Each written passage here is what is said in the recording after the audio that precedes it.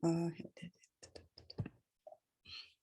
evening and welcome to the July 28th, 2021 meeting of the Prince George's County Board of Education. Before we begin, I would like to ask everyone to turn off any wireless communication devices to avoid interfering with our meeting. Okay, and before I call to order, I'd like to introduce to the public two new members of our board and the parliamentarian who's joining us tonight.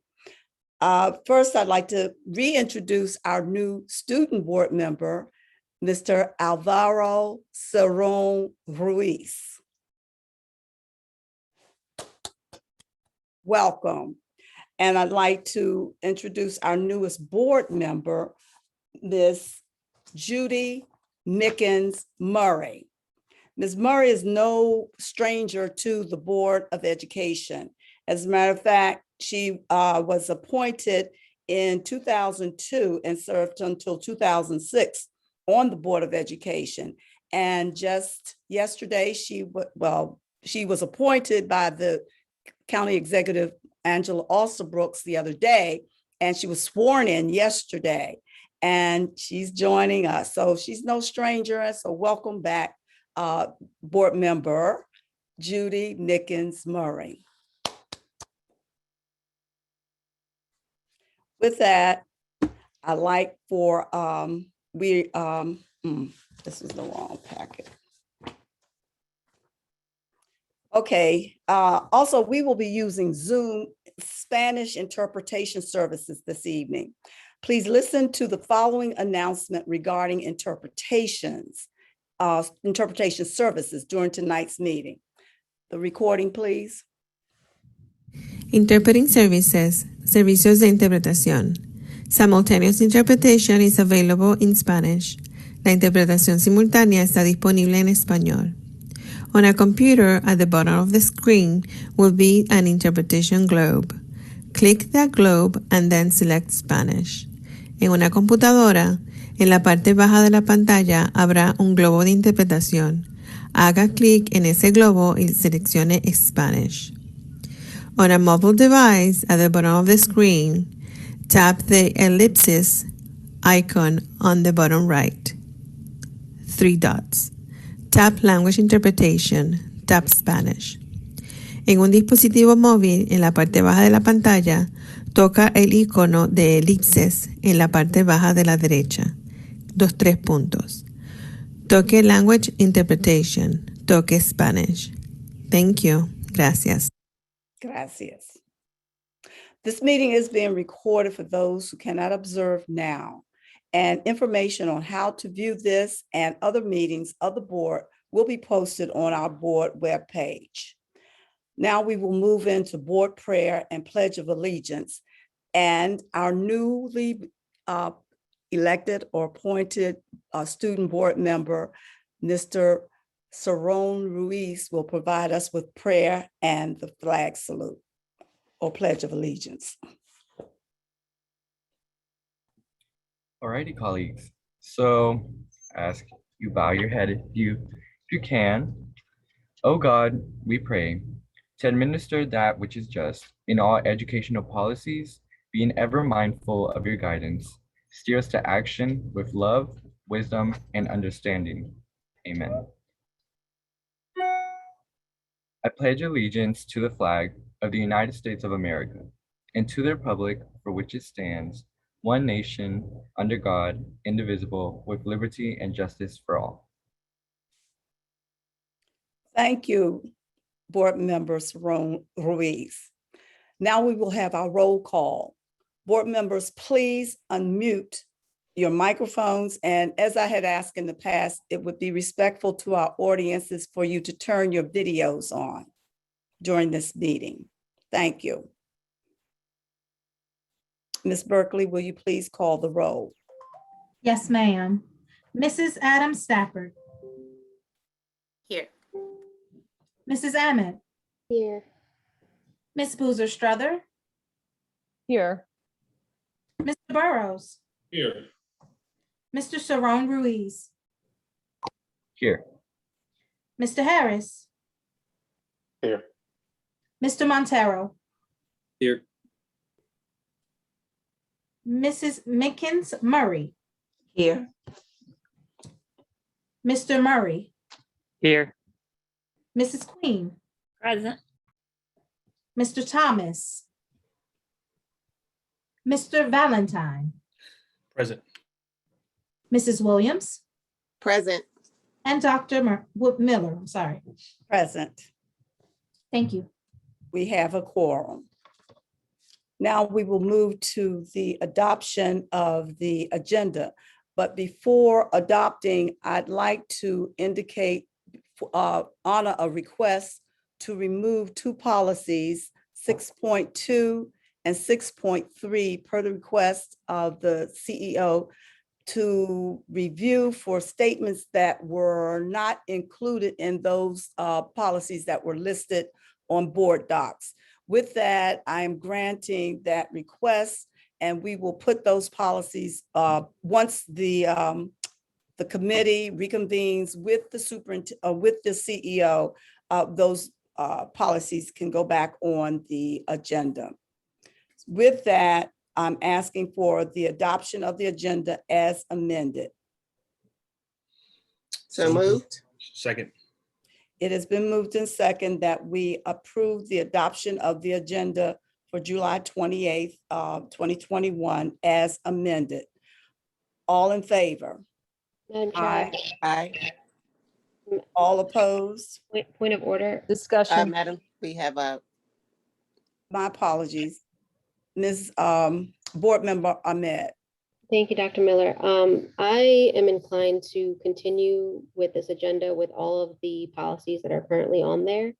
I wanted to assure folks on this board that our board staff and the CEO's administration have worked together to bring to compromise the policies that are before us in advance of our first reading on this. And so I don't want anyone to think that there has been no, there has been a situation in which there was not compromise in coming forward with these policies. So I wanted to make that clear. I also wanted to note, and I mentioned this at my, before we went into executive session, my concern around this meeting occurring with a parliamentarian that was not approved by the board. I understand the need for order on our board, but I also believe that that should occur with the vote of the board, and that the board should vote on whoever it is that is going to be present in providing parliamentary services and also legal services for our board.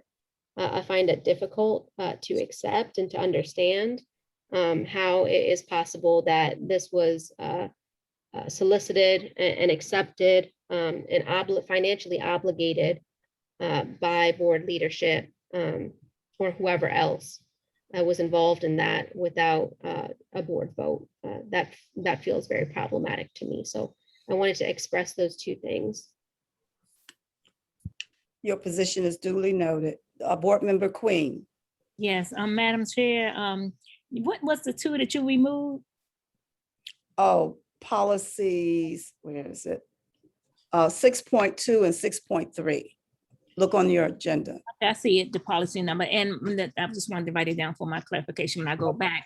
But also you made a note that it was being removed because the CEO is asking for more time. Is that not what you just said? She needed further, she can speak for herself. She's That's here. what I was gonna ask, but I wanted to make Okay. sure you Let said her speak before for I, yeah, before I ask her. Yes, I'm thank you, only honoring the request of the CEO. thank you, ma'am. Um, Board Member Valentine, excuse me, Board Member Valentine, I'd like for the CEO to address this concern. Thank you. Board Member, Dr. Golson. Thank you. Actually, I requested to have item 6.3 table for further discussion on, we were going back and forth on policy 5122. There was a paragraph that we thought would be removed and it was not. And so that was why I asked for policy 5112, which is 6.3. 6.2 is fine. Okay, Thank you for the opportunity. Thank you. thank you for the clarification. Board member, well, then I have to restate the adoption of the agenda to table policy number 6.3. Am I correct? Okay, Correct. okay. Let me restate the motion to adopt the agenda as amended to table 6.3 per the request of the CEO. Now, may I get a motion on that? So moved. Second. Now, discussion. Board member Valentine. Thank you. I wanted to ask colleague, board member Ahmed about her opposition and whether this particular policy was time sensitive, and whether there was something, sort of a deadline that you wanted to bring forth that would cause you to want to not table this meeting. I just was curious, is this policy time sensitive? Yeah, thank you for that question, Mr. Valentine. I would actually yield to Mr. Burrows, who was the sponsor of this policy on that item, or to answer your question. Okay, well, Valentine, I'm going to yield to Board Member Burrows to respond. Thank you for the question, Board Member Valentine. This is a very important policy, and it's already been delayed already. My initial policy idea is not what you see before us today. I started in one place, and I ended up somewhere closer to what I thought would be a compromise with the system. I'm not sure what has happened since then. And so I am not in favor of tabling this item. We are a deliberative board, and so there are concerns that we would like to discuss related to the policy. I think the appropriate time to table it will be during discussion when we're actually talking about the item. But for us to not even be able to have a discussion about the item as a board, I don't agree with that. If there are concerns related to the policy when we hit 6.3, then I think that's the appropriate time to make this determination. Thank you, Board Member Burrows. Any comment, Dr. Golson? No. Board Member Burrows? Thank you. I just spoke. Okay. Any other discussion? With that, the motion on the floor is the adoption of the agenda as amended with tabling item 6.3 until our next meeting. With that, we've had discussion. All in favor? No. Aye. Let's call the roll. Excuse me, let's call the roll. Ms. Berkeley? Yes, ma'am. Mrs. Adam Stafford? No. Mrs. Ahmed? No. I'm sorry, I didn't hear you. No. Thank you. Ms. Boozer Strother? No. Mr. Burrows? No. Mr. Saran Ruiz? No. Mr. Harris?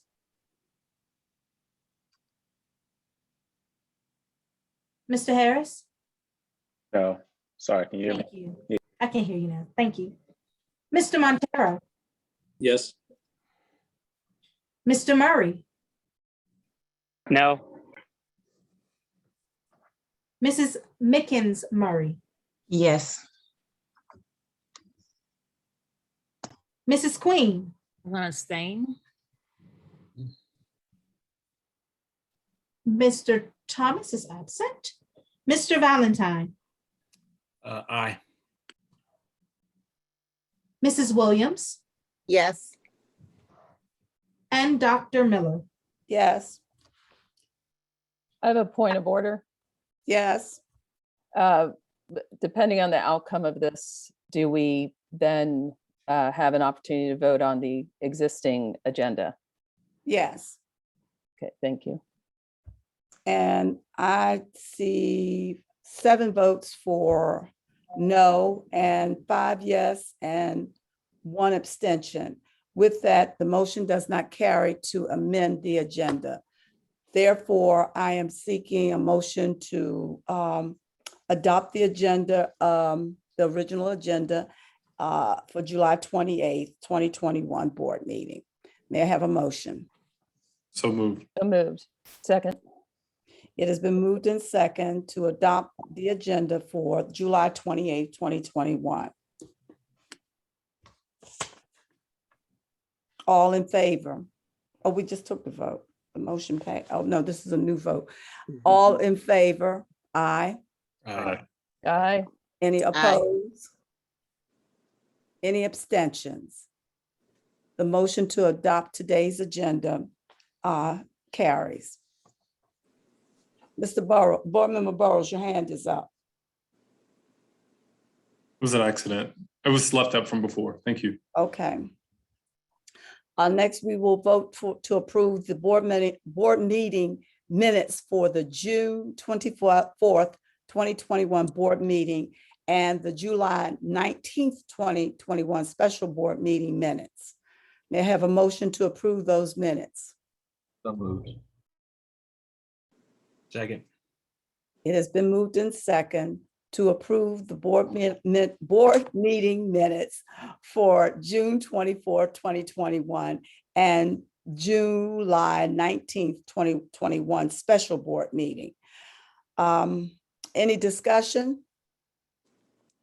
All in favor? Aye. Aye. Aye. Unmute Aye. yourselves. Aye. And I would appreciate everyone having their video on, especially board members. Thank you. Any opposition? Any abstentions? Board Member Queen, you abstaining? Yeah, I wasn't there at one of the meetings, so I'm not going to vote on something that I wasn't at. Okay. All right, there's 1 abstention and the remainder are ayes. The motion carries to approve the board meeting minutes for June 24th and the special board meeting for July 19th. Next, I will read a statement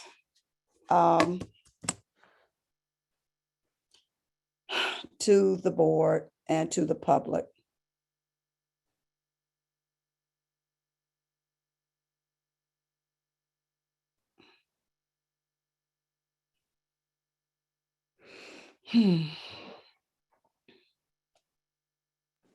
Please bear with me.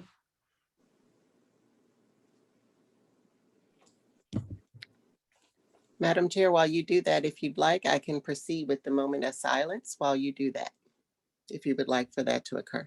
I have it. Thank you. Okay. I'd like to move forward. Ladies and gentlemen, today, there's been a lot of concern relative to actions and activities of this board and its members. There has been an intensive report prepared by the ethics panel, which is made up of 5 members who were seated during the board leadership of Dr. Thornton as chair and board member Edwards as vice chair. Board member Burrows as vice chair, and was delivered to the board office on Friday, July 23rd, the document. The ethics panel report included findings of fact, conclusions of law, and recommendation of action as a result of certain board members being recommended for removal or censure. The board voted in execution to concur with the report and recommendations. The next step is this report will be sent to the Maryland Board of Education to review and make a recommendation to the governor for signature. With that, is my comment for today, and to alleviate any concerns relative to the report or the findings of the ethics panel is now public information. We have followed the procedures as outlined by the ethics board in terms of the actions that this board has to take. The board did take action, and we did move forward with the voting to concur with the ethics panel's recommendation. I should like to read, excuse me. When you're done, Madam Chair, I have a point of order. When you're done. Okay. Thank you. These are my comments. I would like to read to you an excerpt found in each individual report. Should the Board of Education fail to consider and/or vote on these findings, conclusions, and recommendations by August 31st, 2021, the ethics panel is of the belief that the board will have failed in its statutory duty to properly enforce the state law governing conflicts of interest and on ethical violations. It will then consider the option of reporting the board's dilatory conduct to the State Ethics Commission, which under general provisions, Article 5-820A, has the authority to compel local boards of education to comply with the requirements of state law. Should the State Ethics Commission petition a circuit court to compel compliance, a court may grant any available equitable relief as per general provisions, Article 5-820. The panel's findings, it has effectively rendered its policy and by extension, state ethics laws meaningless and therefore out of compliance with the requirements of state ethics law. With that, I conclude my statement. And Mr. Board Member Burrows, I acknowledge your hand. Madam Chair, you said that the board voted to approve this. How many board members voted to approve this? As was stated in the meeting and as stated in policy 0107, the persons involved in I'll say the allegations were not allowed to vote or who are a part of it. Ms. Williams, would you read that statement for them again, for the audience?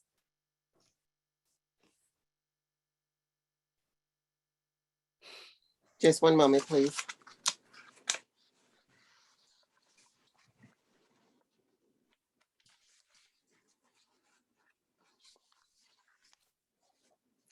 Policy 0107 states that except as permitted by board policies or in the exercise of administrative or ministerial duty that does not affect the disposition or decisions in the matter, an official may not participate in any matter in which, to the knowledge of the official, or qualified relative of the official has an interest.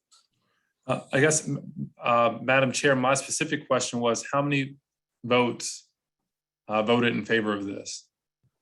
There were 6 eligible board members to vote, and there was a consensus of the 6. So 6 board 7 members were, according to 0107, were not eligible to vote. Therefore, and we did have a quorum at the meeting. So the board did have a quorum, but of that quorum or of that meeting, 7 members were unable, according to 0107, to vote, and the 6 remaining voted. And so this motion received 6 votes. Yes. Because, and the student could not vote on that. Understood. Okay. Thank you. I just wanted to Yes. state that for the record. Are you aware of the provision in state law that says subject to provision 4-403 of this article, the affirmative vote of members of the board of the county board for the passage of a motion by the county board shall be 7 votes from the student board member is not voting. Are you aware of that provision? You're reading from a document, and I don't know whether you're reading the whole provision, and I refuse, I choose not to respond to that question because I don't have the document in front of me, Board Member Burrows. So out of respect, I will decline to respond to your question. Understood. Aside from the state law that I just read, in your general knowledge as chair, how many votes are required for passage of a motion when the student board member cannot vote?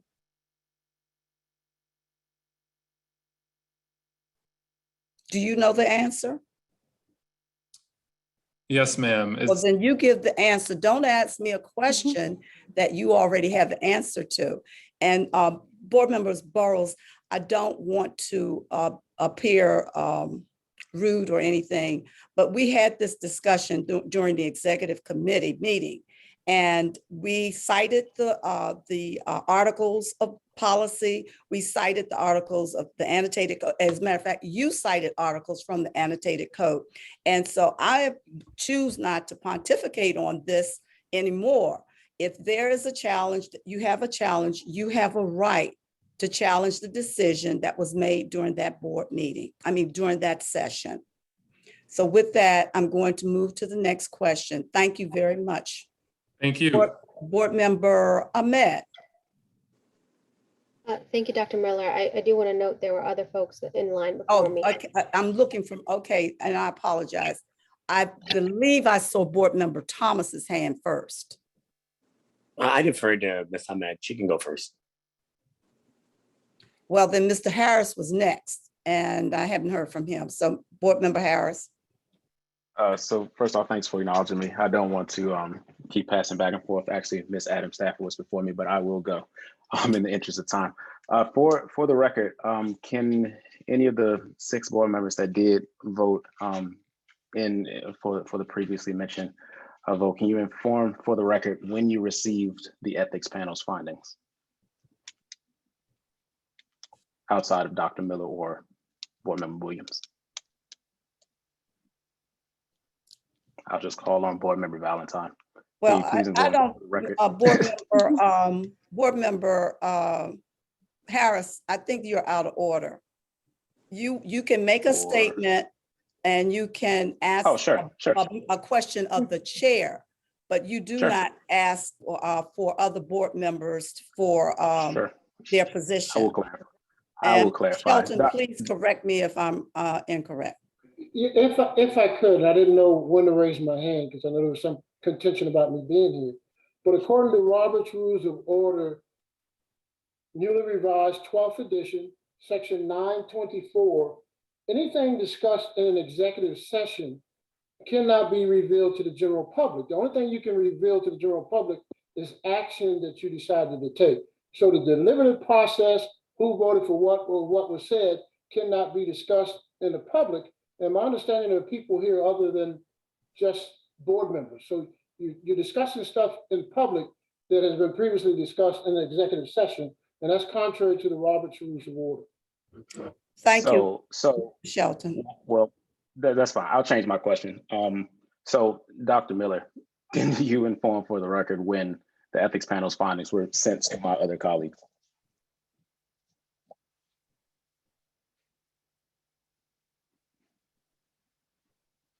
I'm not going to repeat what we discussed in executive session. That's not repeating. I provided, excuse me, I am not going to debate with you, Mr. Harris, out of respect. That information was discussed. Your question was addressed in the executive session, and it is not appropriate to rehash what we discussed in executive. The only thing that's supposed to be provided to the public was that there was an issue discussed in reference to the ethics panel's recommendation. And the ethics panel indicated that the board was supposed to vote whether they concur with those recommendations. And that is what I have presented to the public. So in terms of the weeds of what we discussed in the executive session, I will not pontificate. So with that, I'll move to I guess Ms. Ahmed, you're next. I'm sure Miss Adam Stafford was before me, Dr. Miller. Ms. Adam Stafford. Yes, so Dr. Miller, I wanted to know, were you aware that our board's ethics policy is not currently in compliance with the state ethics policy?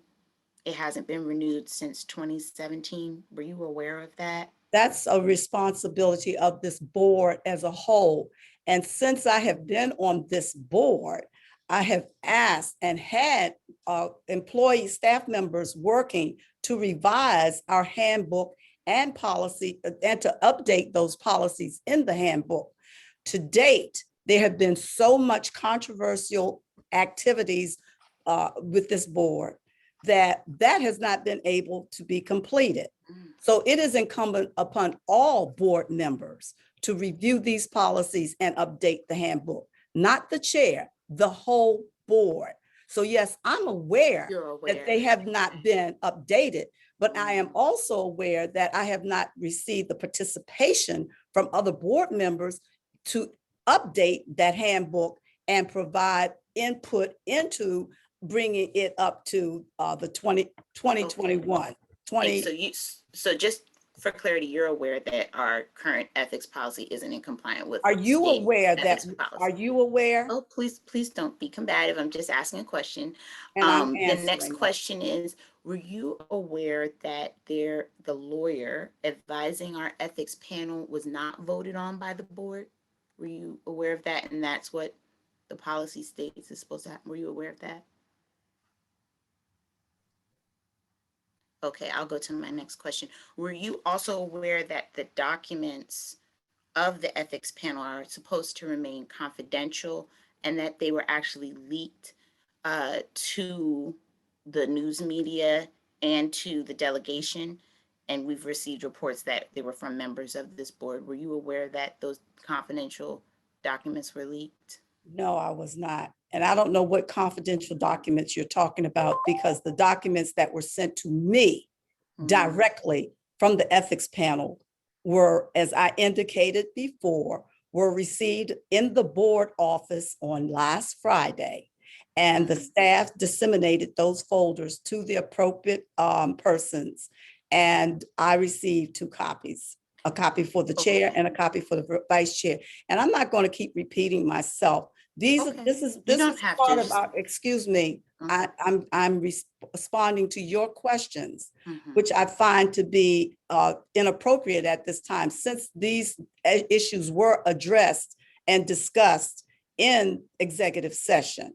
So with that, I'm going to move to Ms. Ahmed. I haven't finished my questions yet. I had a question, and this is pertaining to something prior to the executive session meeting. Were you aware that members of our board received the copies of the tentative findings, which, by the way, have never been issued prior to this instance? They received them 15 minutes before our meeting. Were you aware of that?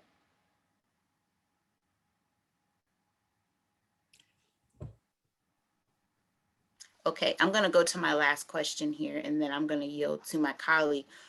Were you, oh, you know what? I'm just going to go ahead and go to my colleague. That's fine. I'll stop here. Thank you very much. Board Member Ahmed. Thank you, Dr. Miller. I just wanted to make some comments to the public that's watching. And I'll try and keep it simple to explain the situation as I see it.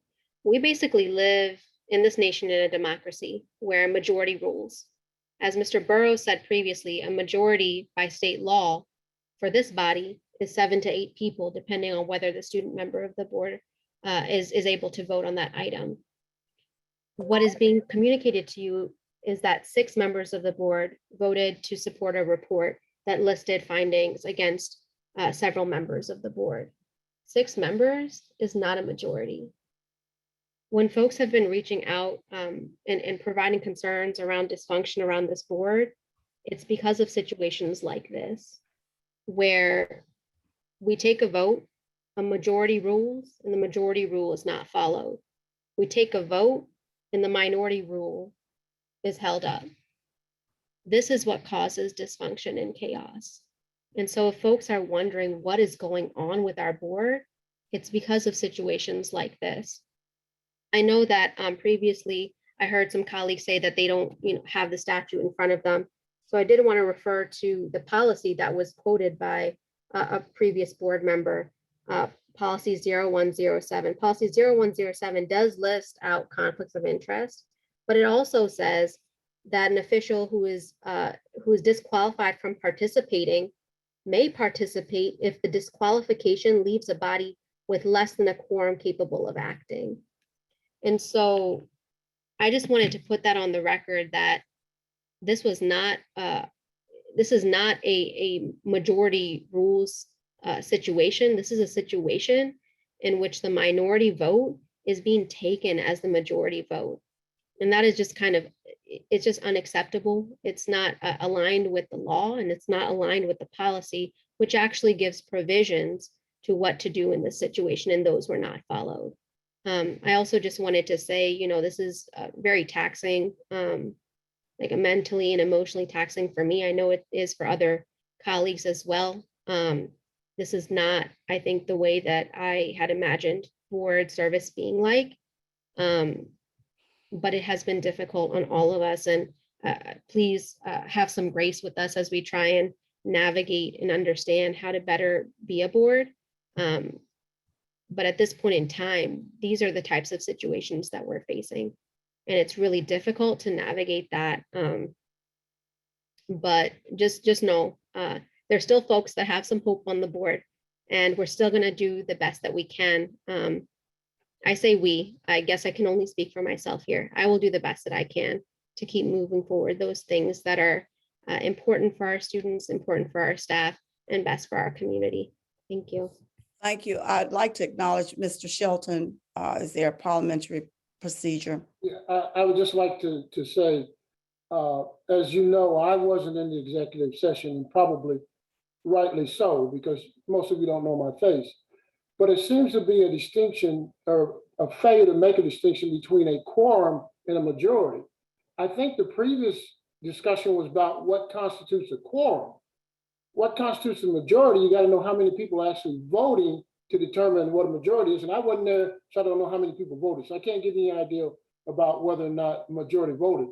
But I think the earlier discussion was how many you had to have a quorum.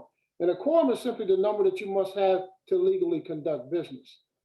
So if a quorum is 8 people and 8 people are there, you can legally conduct business. If only 4 vote, then you take the majority of the 4 who voted, if that clarifies anything. Thank you, Mr. Shelton. Board Member Burrows, your hand was up. Did you take it down? No, it should still be up. Is it up? Board member, I'm sorry, just a point of order, Dr. Miller. Yes. From my understanding, the normal process of a discussion is that we're having a discussion on a motion that's on the table. There is not a motion on the table. I believe all of these comments are the result of your comments that you presented in your chair's time. So I'm not sure if we're out of order with these statements, because I'm trying to figure out how much time and how many rounds are we supposed to have with this discussion of something that we're not taking a motion on. So if Mr. Shelton can provide some clarification on that, because if I understand correctly, there is no motion on the table.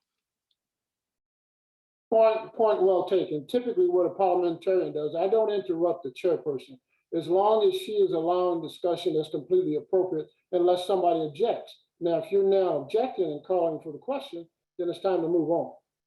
I'm objecting because there is no question on the floor. With that, we will move on. Thank you, colleagues, for your input and responses to the comments of the report of the chair. With that, we are moving on to acknowledge a moment of silence. At this time, I ask that you all join me in honoring the memory of the following Prince George's County Public Schools students, staff, and family members with a moment of silence. I will call the names. Janiyah Smalls, student, Chillum Elementary School. Jayla T. Brown, student, Forest Heights Elementary School. Nye J. Mead, student, Forest Heights Elementary School. Frederick Douglass Shoemate, retired Department of Human Resources, later held the position as Field Services Representative at ACE, AFSCME Local 2250. Deborah Mary Evans, mother of Darrell Evans, principal of William Hall Academy. Mayra Macheco, teacher, Overlook Elementary School. Michael Merrick, brother of Michelle Merrick, principal of Port Towns Elementary School. Benjamin Jones Sr., father of Dr. Maria Smith, interim instructional director, Area 3 office. Please continue to keep these families in your thoughts and prayers. Please check out our webpage for information about upcoming board meetings. For the public, it has been listed, or on our board calendar, it is indicated that the board would be meeting, our next meeting would be August 19th. Due to the travel of several board members, we have agreed to change the August 19th date to August 12th, due to many of the members not being able to participate on the 19th. So again, our next public meetings of the board will be held Thursday, August the 12th, and then Thursday, September 2nd, 2021. Now we will move to item 2.8, report of the Chief Executive Officer. Dr. Golson, if you would please present your report. Thank you, Chair Miller. Good evening. I hope that all of our students, families, and employees are having a safe summer. It seems like just yesterday we closed the door on the last day of school, but we are already working hard in preparation for the new school year. Students, employees, and visitors should still plan to continue to wear masks inside all Prince George's County Public schools and office buildings. I'm in constant communication with our county health department about COVID-19 rates. We continue to post them on our website, and we will continue to make decisions grounded in science and safety. Vaccination clinics for students ages 12 and up will run through the end of the week at 4 school sites: Ernest E. Just Middle School and Laurel High School on Thursday, and Bowie and High Point High Schools on Friday. All clinics are open from 1:30 p.m. to 5:30 p.m. We will keep rolling out information to get you ready to reconnect with Prince George's County Public Schools through our parent and community newsletter. That resumed this week. The school system's website, www.pgcps.org, and social media handles provide lots of information. You can find more information on school supply list, early childhood programs, and more on our website.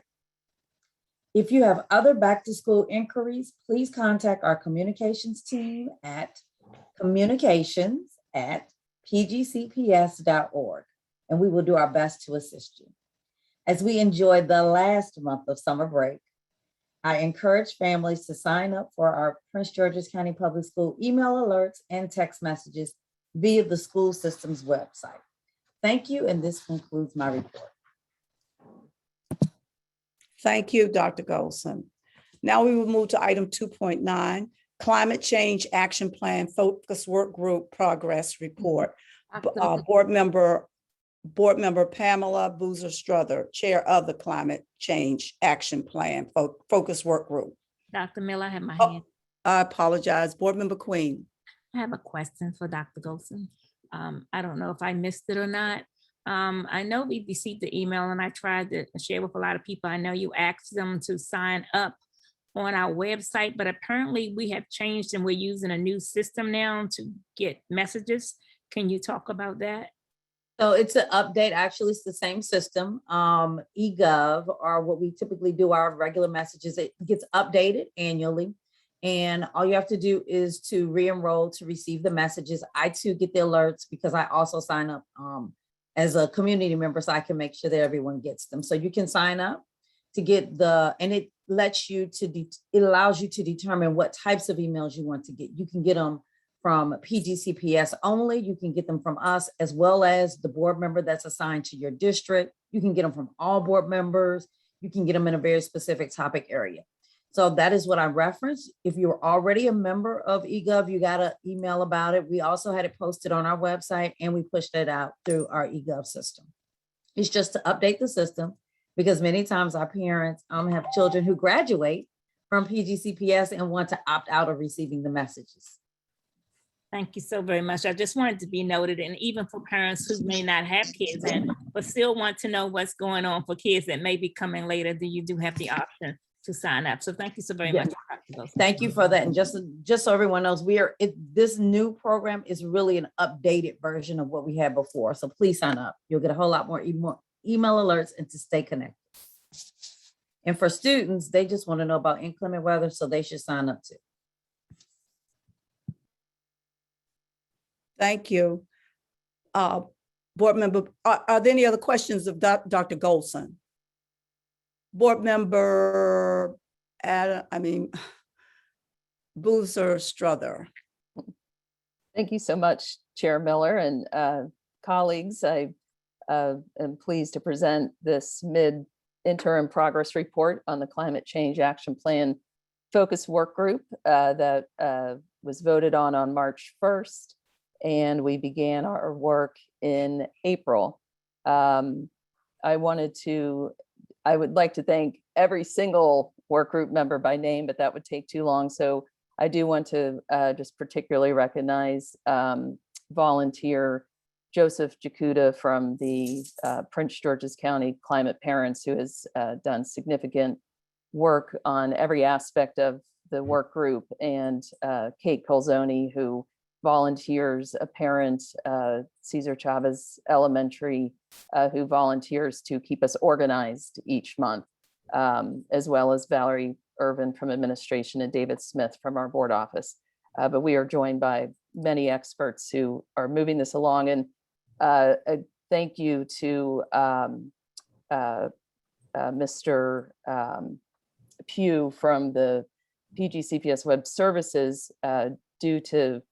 Due to his team, we have recorded our entire work. So every meeting is available. All the notes have been posted so that the public can follow everything that we're doing, and our board and board colleagues can as well.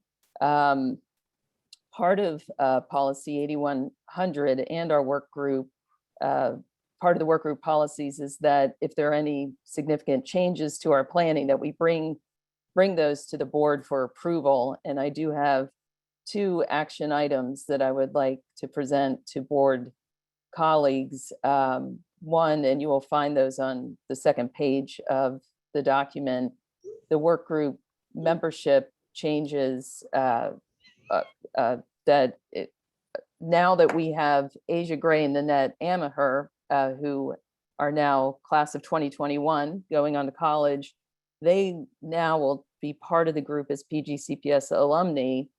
And we have invited 3 new students who've been very engaged and active in the work to serve, and they have all accepted.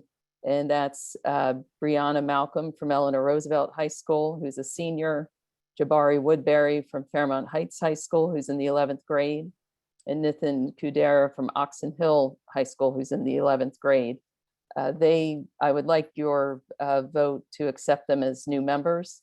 And then the other significant vote is that our timeline has been extended. We do need a few more months. And as you can see under the timeline, the updated timeline, that we would be looking at a final draft of the plan around January 19th, and then to bring this to first reader to the board in February 2022. So in addition to asking you to view the work of the committee, read the work of the committee, I'm asking for first motion for these 2 changes to the work group. Thank you so much. Thank you, board member I would like- Strother, do you want, are there any questions before we take a motion? Board Member Adam Stafford. Thank you. Is there a cost associated with the extension of the time for the work group?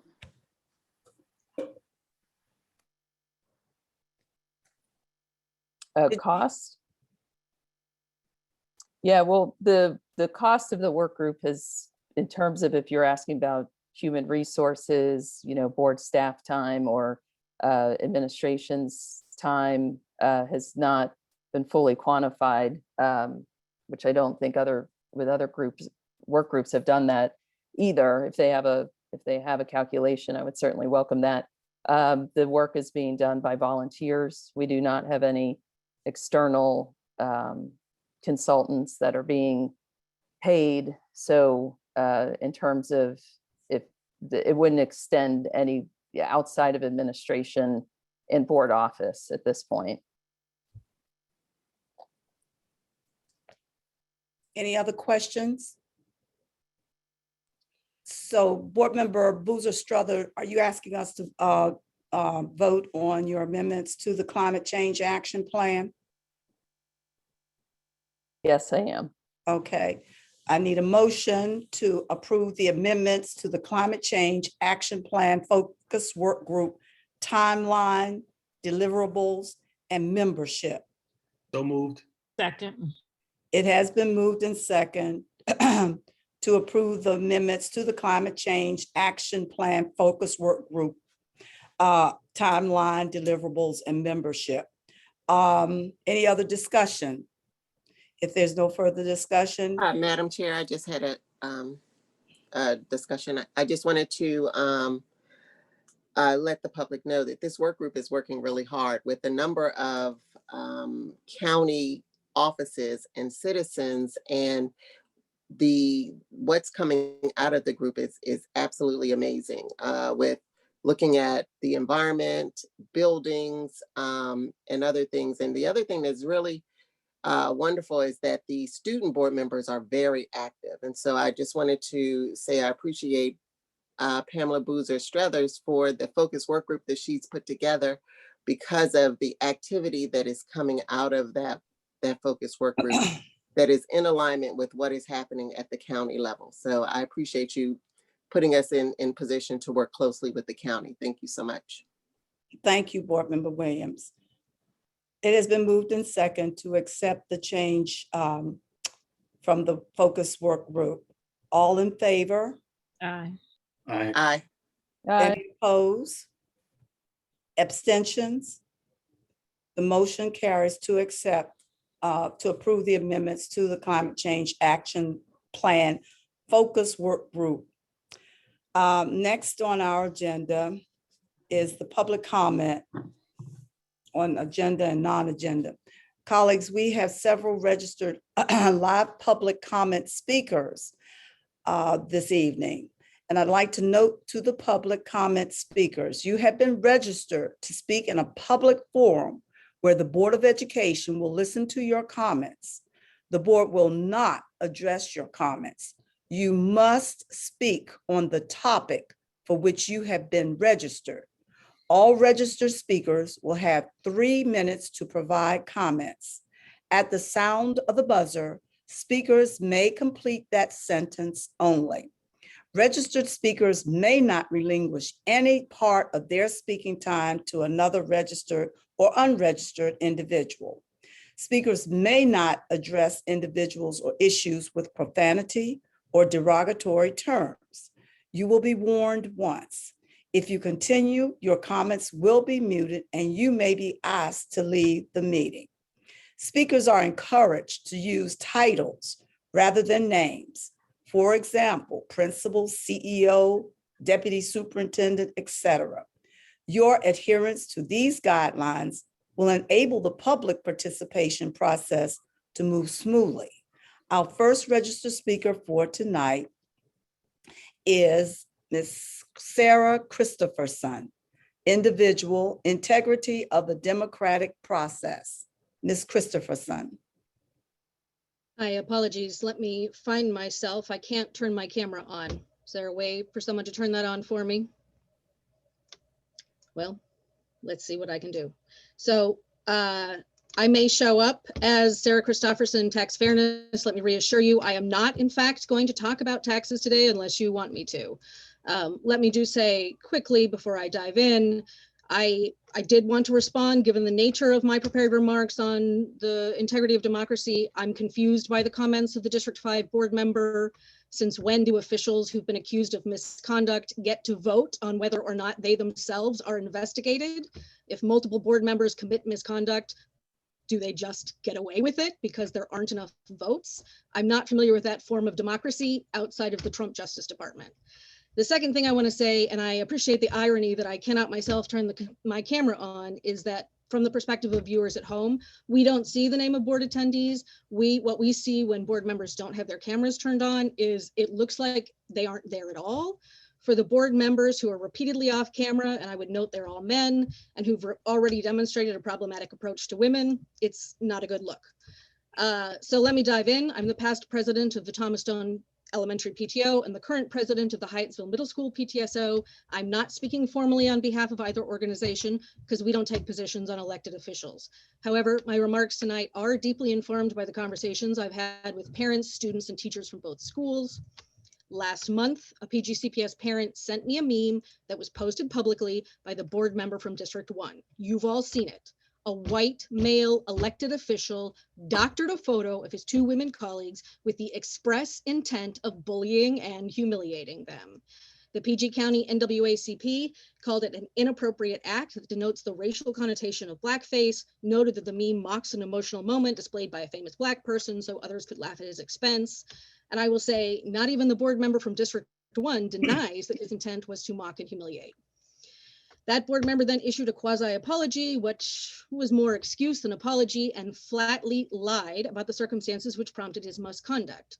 What I did not know then, but which I know now, is that this was not an isolated incident, but rather a well-established pattern of abuse from this board member, with the ugliest and, yes, most racist attacks often reserved for his women colleagues. I'm a millennial raising 3 children, including a middle schooler. My preteen knows that sharing Trumpy memes designed to humiliate and harass his peers would be totally unacceptable, and he would be held accountable by the school system if he engaged in that kind of cyberbullying. It's shocking to me that a board member and his allies would tolerate that behavior, tolerate the behavior that a PGCPS student or employee would be disciplined for. And I have to say that makes me think that's a lawyer's dream right there. What makes me most angry is that it's an attack on my voice as a voter. I've heard a lot of excuses made from people hoping to change the conversation. Let me be clear, David Murray must resign. Thank you. Thank you, Ms. Christopherson. Next is Mr. Timothy Meyer from Mount Rainier Elementary PTO, Board of Education Civility.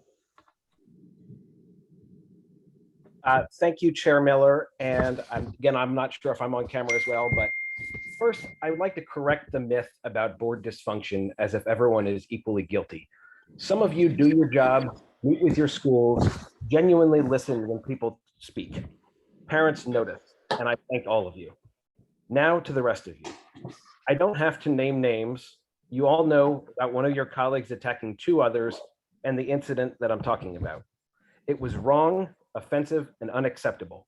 It was bullying, period. And for those who laughed it off as no big deal, just millennial humor, shame on you. This is a board of education, not a frat house. Keep your games and bullying and bad behavior out of District 3. Our parents will call you out every single time. At Mount Rainier Elementary, we don't tolerate bullies. We stand with our fellow parents, including the one you attacked. And our kindergartners show more respect and decency than some of this board. But let's be clear, this behavior wasn't childish. Children behave better. We demand a real apology, not sorry for any hardship caused. You'd think some of that dirty money that's triggered an ethics scandal could have bought a better apology writer. Let's also address the pathetic attempt to distract by filing a complaint against the chair. A male Board of Education member bullies 2 of his female colleagues, covers their faces, then has the audacity to say that one of them is the one who should go. If that isn't behavior unfit for our kids, I don't know what is. What if one of your child's teachers acted that way? If a principal bullied their staff members? Or one teacher did this to another? We are publicly calling on PGCEA to speak out, lead by example, and condemn this bad behavior. If every other PGCPS employee can follow anti-bullying policies, so can this board. This is the moment for all of you, including county and local leaders, to take a stand. Condemn this behavior, or let your silence condone it. Finally, we ask the offending board member to apologize to the teachers and students and parents who have done so much to persevere over the past year and a half. Your bullying, your bad behavior, your lack of respect only distracts from all the good that's happening within PGCPS. All of us deserve better, and enough is enough. Thank you. Thank you, Mr. Meyer. Next is Daniel Muth, individual board conduct. Is Mr. Muth in the audience? Yep, I'm here. I don't know if you can see me, but hopefully you can hear me. My name is Daniel Muth. I'm a resident of Hyattsville, Maryland, and pretty plugged into the educational community there. And you may find this strange, but I'm nearly at a loss regarding how to start this testimony.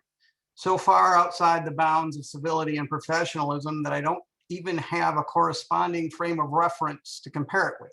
So I'll make this part short. David Murray should go, either by his own resignation or otherwise. His gross media campaign against his colleagues is beyond the pale and not worthy of the office he holds as a role model to our kids. It's difficult to think of any other professional setting where this kind of harassment wouldn't cost you your job, and it should cost him his.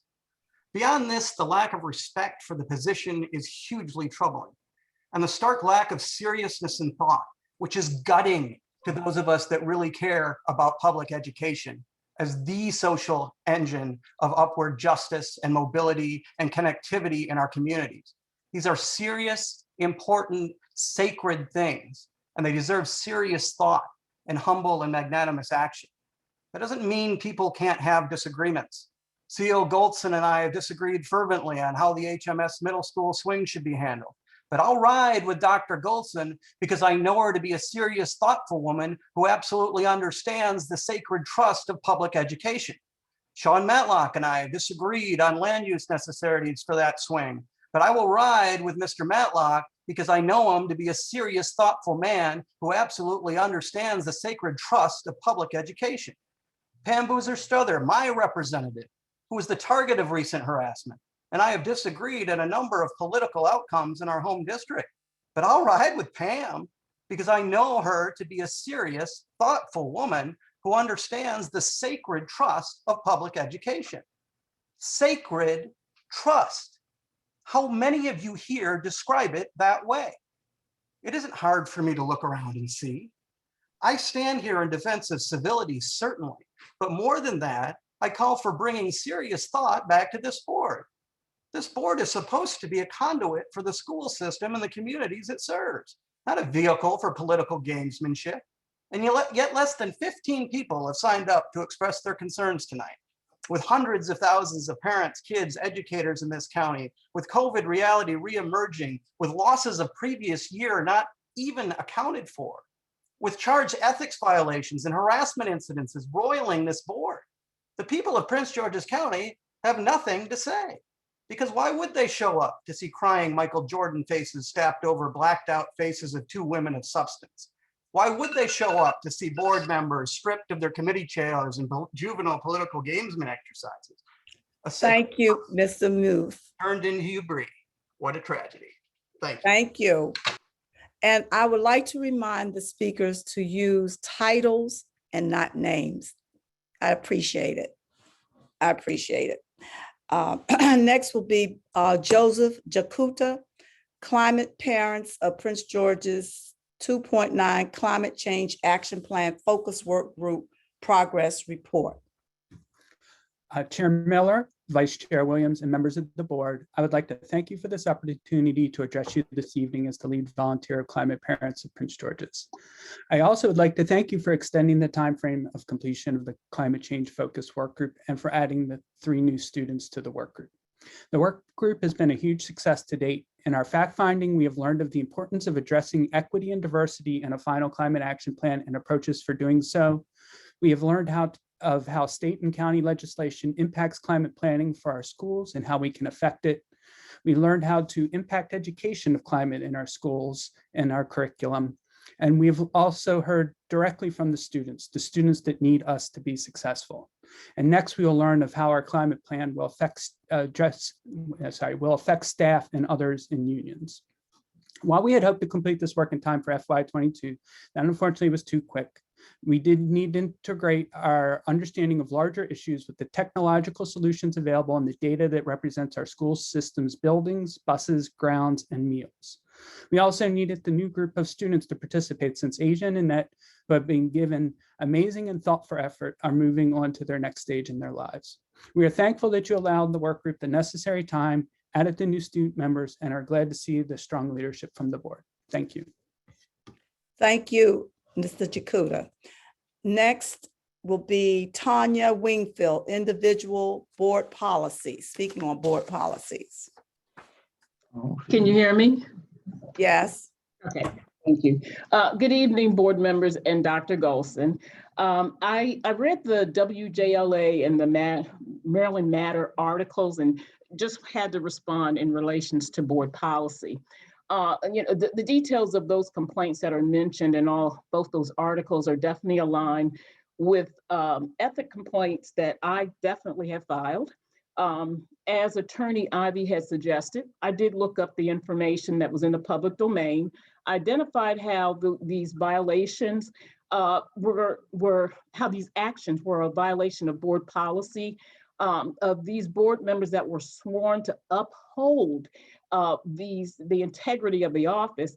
And I did send each board member, because I sent it to all board members, my concerns about the complaints before these complaints were actually filed. So every board member was well aware that these complaints were coming. I definitely asked board members to make corrections and they failed to do so. And so that is why I filed those ethic complaints. So just to correct something that was said in that article, this has nothing to do with adult differences, as the paper said, the county executive has said.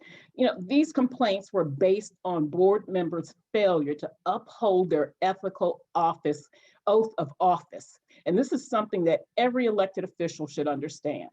It's really perplexing also, all of this deflection about leaks, especially considering back in August of 2020, when the ethic panel found the former District 4 board member, Brian Swan, in violation of an ethic rule. And, it's funny how there was a executive session meeting that night, and there was no mention of this in the public meeting, yet Lindsay Watts reported that same night, and she said sources told her Fox 5, the board discussed the matter Thursday and decided against censure, and even talked about what the board did in executive session. So, it shows a pattern of leaking. And so my question is, I don't understand why board members are now trying to challenge the ethic board's actions because it's now on them. And there was never a challenge with any other investigations from anybody else. It is just time to accept responsibility for your actions. Do right, because our children deserve better. Thank you. Thank you, Ms. Wingfield. Next, Mackenzie Allen, your hand is up too. From the Prince George's County Alliance of the Maryland Alliance of Public Charter Schools. Thank you for allowing me the opportunity to provide public comment today. My name is Mackenzie Allen, and I am the Executive Director of the Maryland Alliance of Public Charter Schools, which I will refer to as MAPS. MAPS is a nonprofit that was created in 2001 that is composed of charter school operators from across the state. We represent over 21,000 students in 48 schools in 7 districts. And this includes our newest regional alliance, the Prince George's Charter Alliance. Imagine Schools, College Park Academy, Legends, Seed Incorporated, and Chesapeake Lighthouse Foundation are all members. Every charter in your district is represented. I'm excited to share a little about our organization and our work over the last year with this alliance. MAPS Vision is a nonpartisan group that serves as a voice for charter school communities. We advocate for equitable and transparent conditions for all public charter schools and drive the discussion around innovative education practices. MAPS is a member organization where charters elect to pay a yearly membership, and we work with MSDE to provide technical assistance to the growing charter sector, the work of the ESSA committee, and much more. MAPS and all PGCPS charter operators agreed almost a year ago, due to the growth and health of the charter sector in PGCPS, to create a regional alliance. There is only one other regional alliance in our state, Baltimore City, and that group, under the leadership of a rotating set of charter operators, has been effectively partnering with the district for years, something we are aspiring to replicate with you all. We hope to cultivate and build an operating relationship with PGCPS district staff, board, families, operators, and other community partners that improve the outcomes and access to great public school options. Over the last year, we've had some great successes, but we see areas of growth. In the first year of the Alliance, we were able to partner with district staff to resolve concerns and build opportunities for charter autonomies. And we also worked to write a charter and contract school advisory board for policy consideration. This board is a model that is currently functioning in Baltimore City Public Schools and has been identified as a local best practice through the MSDE Authorizer professional development work. The purpose of the board is to build a community panel that has board members, PGCPS staff, charter and operator-led school representation, and external stakeholders to ensure the existence of high-quality operator school options in Prince George's County through the renewal practice, waiver review, new school applications, and changing of policies for charter school impact. We've also been working to ensure that ESSER 3 money is equitably distributed to the charter school students, because we did not see this equitable consideration in ESSER 1 and 2. To revisit the larger scope of our work with the operators in your district, board, and staff, we worked to establish a relationship that was positive, and we hope to continue this. Thank you. Thank you, Ms. Allen. Next, Donna Goodman, individual and general information. Good evening. Can you hear me? Yes. Okay, good evening, board members, CEO. I changed my testimony twice today, and now the third time once I heard my District 5 representative speak about the majority rule. One of the things that really concerns me is, and what I have a passion for, and constantly you will find me looking at, is the procurement process. One of the very first things when coming on board, Dr. Miller had to deal with was an illegal contract issue. And one of the things that we also know is that it appears that the same group of people are voting on certain things, despite whether they are legal, whether they follow our laws, our policies, our procedures, both COMAR and FAR. So I find it very interesting that there seems to be an issue when, in fact, the chair has only been on board 7 months, but there've been other members on board for much longer, and who should know that there is no bypassing the procurement process. I was told that we instructed her to sign it, and she didn't. Come to find out, it had no business being signed or even presented to be signed, as it was a personal favor, and we don't do that. So I would say, first of all, get out of the cliques that we are involved in on the board and vote for what is best for our children, looking at financial aspects of it, etc. Additionally, I'm gonna try to get through some of what I wanted to speak about. I looked at the contract that was put on board, board docs with regards to the RFP for the attorney.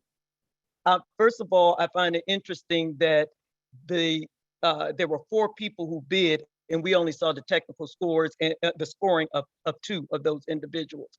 If there's to be full transparency, we should have seen all bidders and the scores that they made as well. Secondly, I find it very interesting that both the final 2 who went on to orals, that those individuals were very closely technically sound. But however, when it got into the orals, there were some outlining scores that did not make sense. Considering I worked in the purchasing department, it was a red flag for me immediately. First of all, when someone made 100 in orals, yet the same individual that made 100, Robertson, that individual was not registered with the state of Maryland as a business, who registered the day a day before the question and answering period, I believe, and that individual had in fact filed bankruptcy when for the state. Although I wanted to finish the statement. Thank you. I know things happen, but integrity was part of the requirement for that bid. Thank you, Ms. Goodman. Next, Elliott Reed, Maryland Community Development Corporation, Executive Director, Black Dads Matter. Madam Chair, I believe next up is Jana Parker. Yes, Mr. Reed is not, Mr. Reed isn't here. I can only go by what you presented to me. Sorry. Thank you for letting me know. We will now move to Ms. Jana Parker, Individual School Board Structure. It's pronounced Jana. You're very well aware of the way to pronounce it. I want to say it this way. I've been showing up for years to school board meetings, and I showed up for more than swings. I want to start off by saying that. I also want to say that I think it's very interesting that people are bringing up how voting processes were done in regards to when people have allegations, but they don't know the voting process in regards to, I believe Mr. Swan voted on his own allegations.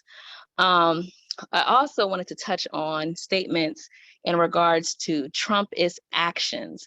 In the leaked documents of the ethics panel review, there was an extremely Trump anti-union section. I don't know why that excerpt wasn't read, that went against all the unions and went against unions in general in an ethics panel review in a county that is pro-union with Democrats. I just want to point that out. And then finally, when we talk about attacks, racist attacks and inappropriate comments, I find it very interesting that PGCPS had lobbyists that were all white and men, but somehow a Black woman as a lobbyist, she's unqualified and homeless. That's not a racist attack.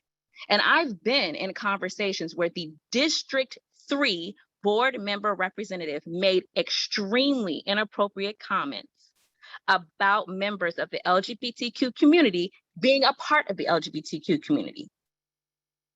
She made them directly to me. So when we talk about things that are inappropriate and things that shouldn't be said and things that are not to be done, that is not something that is specific to just a few individuals. The whole conduct of the board in regards to this matter has been extremely disheartening, but specifically that ethics panel that was leaked that shows numerous false statements. Y'all are really trying to remove elected officials on false information? That's what you're trying to do? Just because y'all lost an election?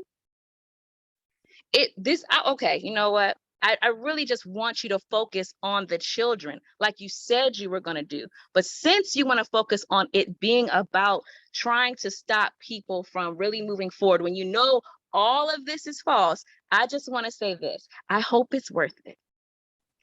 I hope that when it comes out that all this was crap, and then you have to go back, I hope that when the lawsuits come through and we have to pay out as taxpayers to everything that you said and did that is going to cost us, it's going to make our school system look worse when you could have just operated in integrity to begin with. I hope it's worth it. I hope it's worth it that you did all this to circumvent the voters simply because you didn't have the votes the first time around. I hope it's worth it. I do. I hope it's worth it because all of this is going to be connected to the very people that allowed for this to continue. Thank you, Ms. Parker. You're welcome. You're welcome. Next is Ms. Teresa Dudley, PGCEA, School Reopening Funding.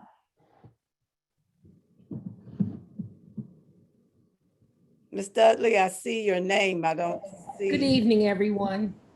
I planned my exit a couple of weeks ago, but seeing as you had another meeting tonight, I figured I would come and share some parting comments that I didn't get to before.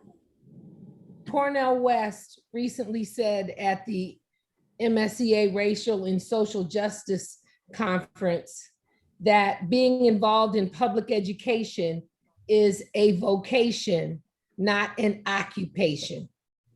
And I'm very disturbed that the concept of purpose has been lost for a long time in our school system with our Board of Education. Not with Dr. Golson, because Dr. Golson has been doing the work while all of the bullets are flying above her head. She has worked with me over the past 6 years to help institute restorative justice and restorative practice. She has worked with PGCEA on our evaluation system over the years. She worked in concert with the board to make sure that our educators had a negotiated agreement that made sense, that restored the steps that our educators needed so that we could keep many of them in the county. All of this fray above our heads is causing good people not to want to even work in Prince George's County. And it's perpetuating the cyclical, what do we do now? What do we do now? Newsflash, act like professionals. I don't think that any of you would tolerate any of what we have seen from either side of the quagmire here. And I'm not going to get into one side or the other, because tonight I want to say thank you, Dr. Golson. Thank you for all of the times, all of the texts, all the phone calls, being accessible to PGCEA for what it is that we need, and making sure that our students are safe, that they are fed, and that our school system is moving towards equity for our children with our community schools. We now, in history, there has never been an influx of money like we're getting ready to see coming to Prince George's County with the Blueprint for Excellence and the American Rescue Plan. This is an opportunity for us to be talking about policies and programs and working with Maryland National Park and Planning to have summer school programs at the rec centers next year, because we have money for that, for making sure that we have everything that we need in our community schools, healthcare, provide mental health care, nurses. This is what we should be talking about. And as I leave today, because my last day is the 31st of July, and then I go to MSEA, I'm not leaving Prince George's County. I'm staying in this county because I've been here for 30 years now, and I love this county. I love all of you unconditionally. Thank you, Ms. Dudley. Think about the children. Think about what you're doing. Our children, the families, the county, our employees are watching. And no matter what y'all do come September, I know one thing for daggone sure. Thank you. Madam Chair, have you returned? Are you able to? I think we lost you for a second. Yes, I lost power in my computer, so I had to come to my phone. Thank you, Ms. Dudley. Next is Mr. Daniel Green, individual RFP for Board Legal Counsel Services. Thank you for the opportunity to speak tonight. Can you guys hear me okay? Yes. First, I want to congratulate Mr. Simone Ruiz on becoming the first Latinx student member of this board. It's a huge accomplishment. It's deeply inspiring. Thank you for your service. So the RFP for our new board attorney has been a matter of intense debate for months. And frankly, everything leading up to it has been a matter of intense debate for months. And in order, to address this pressing issue, we have to address the past because frankly, I'm sick of it. We need a more positive attitude. So I wanted to take the time out here to praise the chair and her allies for their bold actions this year, charting a brave new path that is just totally different from how democracies are usually run. Our chair is not afraid of a challenge. She took up her position without any training or familiarity with Robert's rules at a time when all most people remembered her for was being forced out of WSSC for giving an $11 million contract to a campaign donor. But she would not let that stop her. A state judge called her actions unspeakable, arbitrary, and capricious, but nevertheless, she persisted, and I'm proud of that. We all know that democracy is not as important as letting your boss tell people what to do. So when elected representatives attempting to exercise oversight over school reopening and pass bills to ensure that Black Lives Matter at school, the chair simply canceled the board meetings. And she knows that when Prince George's voted for a progressive elected majority, they were actually wrong. But not everybody else has the courage to act on their convictions. Thank you. Then chair and her supervisor, our CEO, who regrettably has to deal with all of these elected people getting in the way of their unelected jobs, began to use the ethics committee against elected progressive because when elections don't work out the way you want, you got to try something else. This led to false accusations that Leuna received a contract in exchange for campaign contributions, when in reality, the word Leuna is nowhere in that resolution, which passed unanimously. But the chair will never give up defending herself and her boss from the people of the county, and that's brave. And the bravery continues, despite the board hiring independent lobbyists separate from the one assigned to the executive branch of PCCPS multiple times in the 2000s. The chair, her boss, and their allies decided that when progressives did that, it was illegal and wrong. And I applaud their creativity. It takes a lot of guts to ignore the facts and try to stop elected officials from representing their voters. It takes even more guts to convene an ethics panel made up entirely of people on your side, largely unelected, who are trying to kick out your opposition, largely elected, by relying on assistance from racists in Annapolis to investigate so-called corruption. Thank you again for your deep service and all that you've done to lead the board this year. I really appreciate it. Thank you, Mr. Green. This concludes public comment. The testimony of commenters who registered and provided written or electronic testimony have been posted on board docs for review by board members and the public. Next will be our discussion item will go to the board standing committee chair and vice chair selections.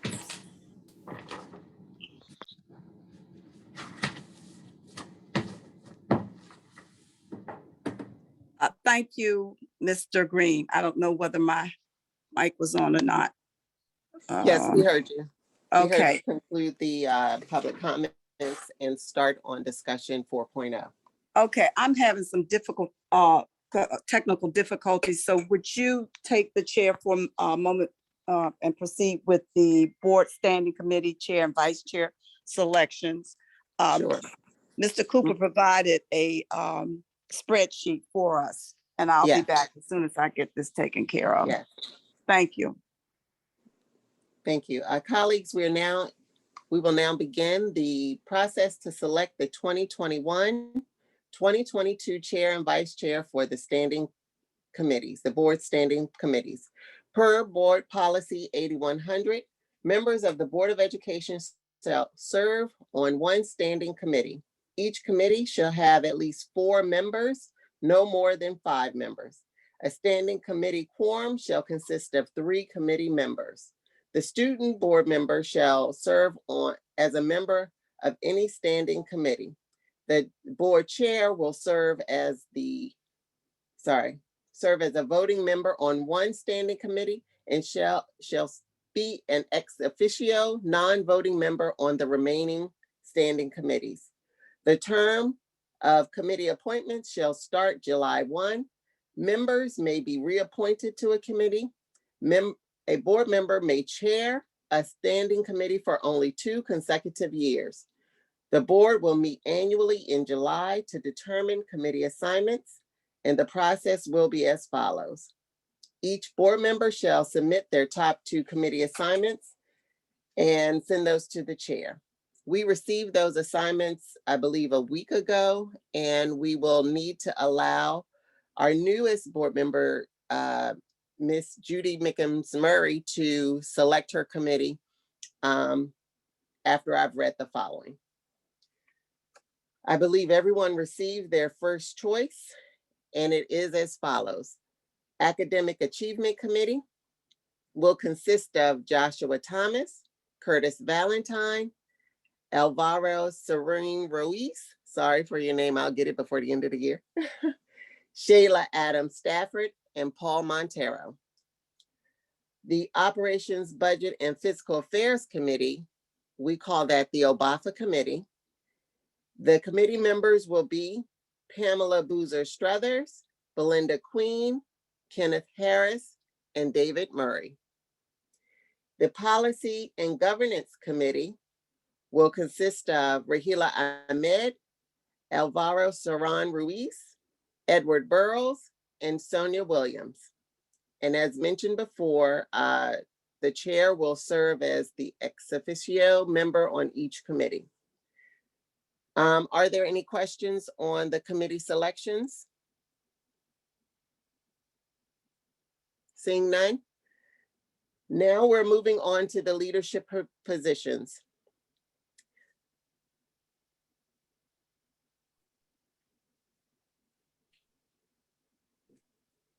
The chair and vice chair of each committee shall be selected by the board in July after a meeting held within the interest. Members shall express their vision, plans, and experience for serving as the position and explain why they believe they should be the best to lead their respective committees. A board member can serve as the chair for one standing committee. The committee chair shall serve as the presiding officer of that committee, while the committee vice chair shall preside in the absence of the committee.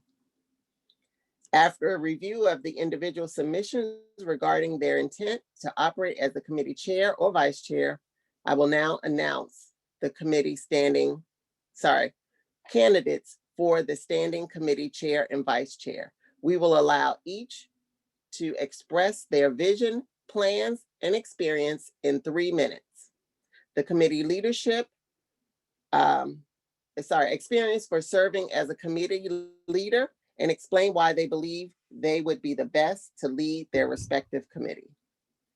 So under Academic Achievement Committee, we have Shayla Adams Stafford, who stated that she would like to be chair of that committee, and Joshua Thomas, who would like to be vice chair.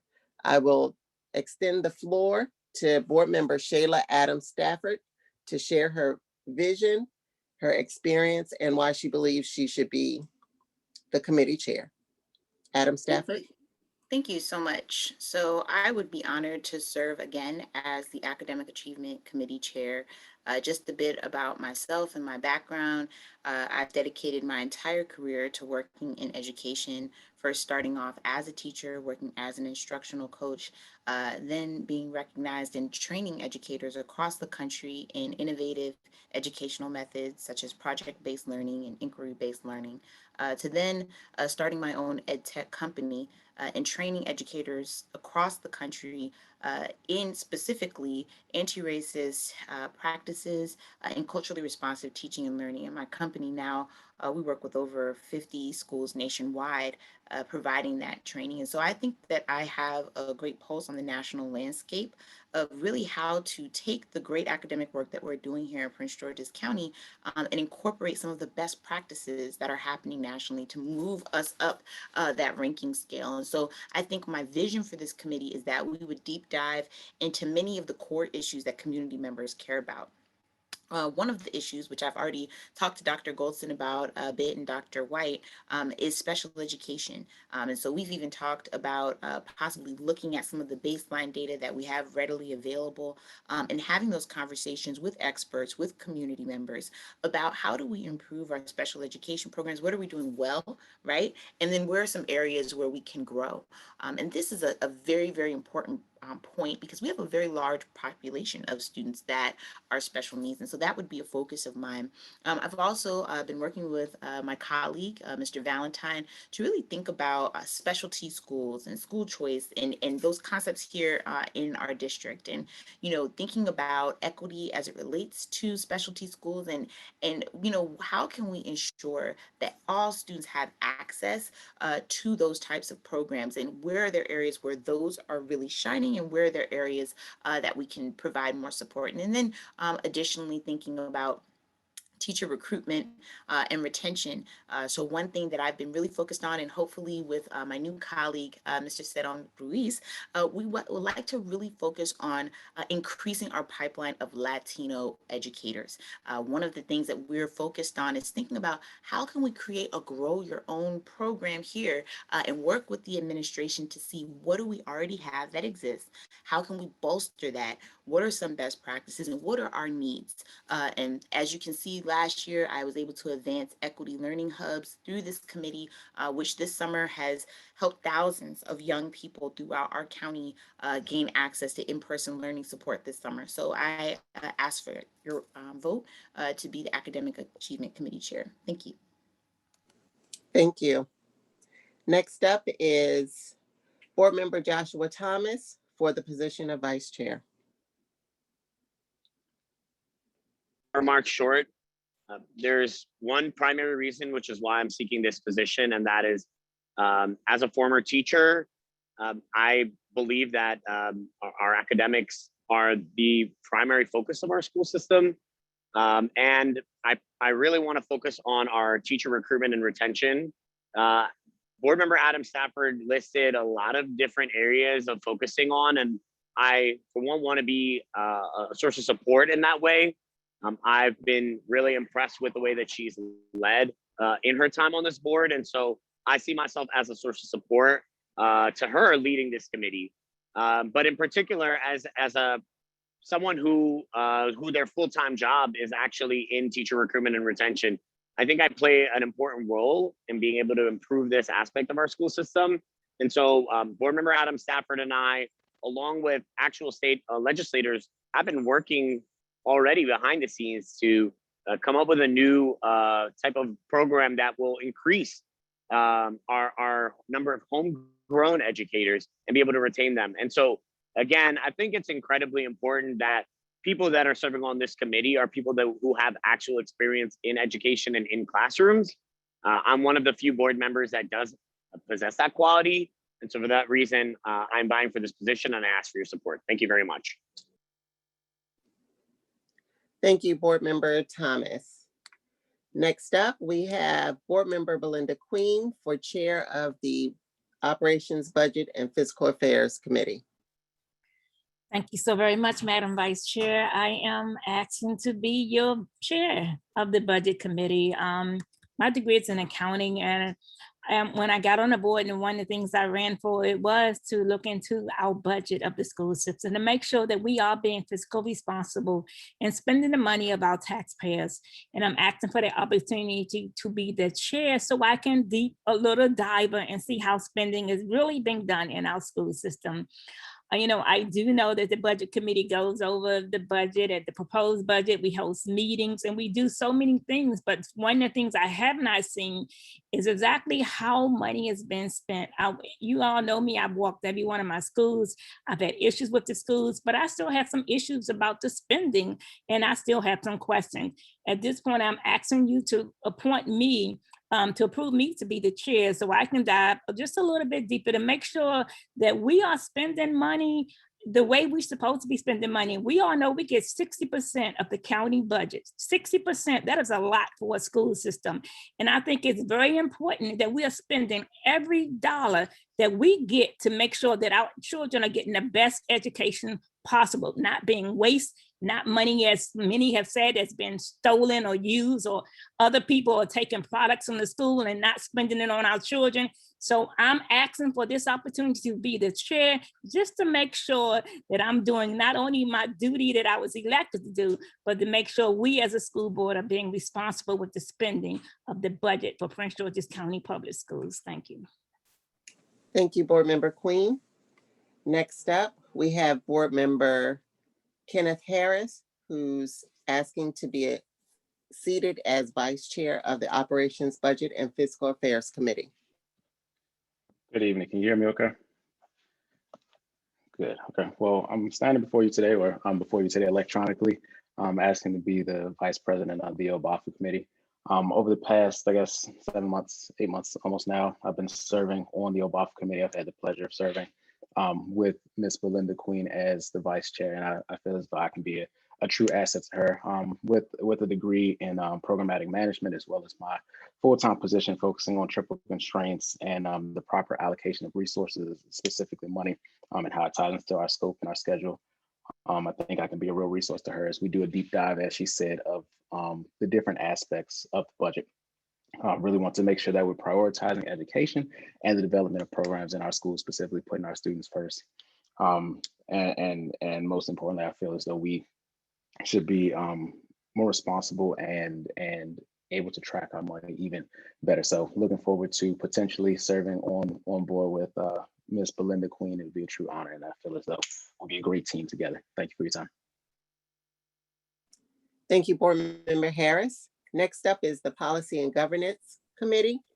We have Board Member Edward Burrows, who is seeking to become the Chair of the Policy and Governance Committee. Good evening, colleagues. Once again, my name is Edward Burrows, seeking to be Chair of the Policy and Governance Committee. Throughout my entire tenure on the board, I focused on our students and how to support our most marginalized students. That's why a few years ago, I came to each of you asking to make financial literacy a graduation requirement, because I understood that parents cannot pass down what they don't know. And if we really wanted to break cycles of generational wealth insecurity, we had to educate our young people. I'm blessed to have been able to pass a number of initiatives before this board. And with most of the initiatives that I've brought up, they passed unanimously because I do my best to work with everyone to build consensus around them. I'm also blessed to be the chair of the School to Prison Pipeline work group. We're laser focused on dismantling the school to prison pipeline, looking at our disciplinary practices as a school district, ensuring that we provide wraparound supports for our young people. And so I look forward to continuing that work as chair of the policy committee. I think one of the major focuses that I would like to bring to the policy committee is an emphasis on mental health policy. There are school districts all across the country that are doing some amazing things related to mental health with their policies. And this is an area that will have a tremendous impact on our young people moving forward and for the rest of their lives. If you notice the issues that I work on issues that will impact our young people long after they graduate. Financial literacy, mental health, school to prison pipeline will have an impact on generations yet born, because it'll have an impact on not only their students, but their children in our communities. And I'll continue to do that if elected chair of the policy committee. Thank you. Thank you, Board Member Burrows. Last up is Board Member Ahmed, who is seeking to be a leader on the Policy and Governance Committee. So I'm not sure if she's wanting to be chair or vice chair. Please clarify. Thank you, Ms. Williams. Colleagues, I stand before you today seeking to be vice chair of the Policy and Governance Committee. It's been my pleasure and honor to be chair of this committee since December, January. And it's really, I don't know, policy is what I'm in it for. I get really excited about it. I think I like to read a lot. And so for me, it's been really an honor to be able to move forward with so many different policies. I do think that this past year, this 2021, we've been able to move so many different policies. We've been able to move so many different positions on bills and be able to build rapport with our community as a result of that. The reason I'm seeking the vice chairmanship or chairwomanship, I should say, in this case, of the Policy and Governance Committee is because I really feel strongly that I would like to support another member of the team and being able to execute and see things from a different lens and different eyes, while at the same time maintaining some continuity of what we are planning to do for the coming year. So things like making sure that we're in compliance with the law on certain policies, making sure that we are reviewing all of our policies within 7 years, maybe starting with those ones that are focused on our internal board function so that we can operate in a way that is best suited for our students. And I'm also very passionate about making sure that issues such as mental health, making sure issues as it relates to inclusion of all of our marginalized students are at the forefront of our policymaking and decision-making. So I hope to have your support and vote. And I will wrap up and conclude with that. Thank you. I yield back to Ms. Williams. Thank you, Board Member Ahmed. That concludes the people that are interested in leading the Academic Achievement Committee, Operations and Budget Fiscal Affairs Committee, and Policy and Governance Committee. I would like to take this opportunity to ask the new board member, Ms. Judy Mickens Murray, if she would like to express any interest in any of the committees, or would she like to just reach out at a later date? I appreciate it. Thank you so much.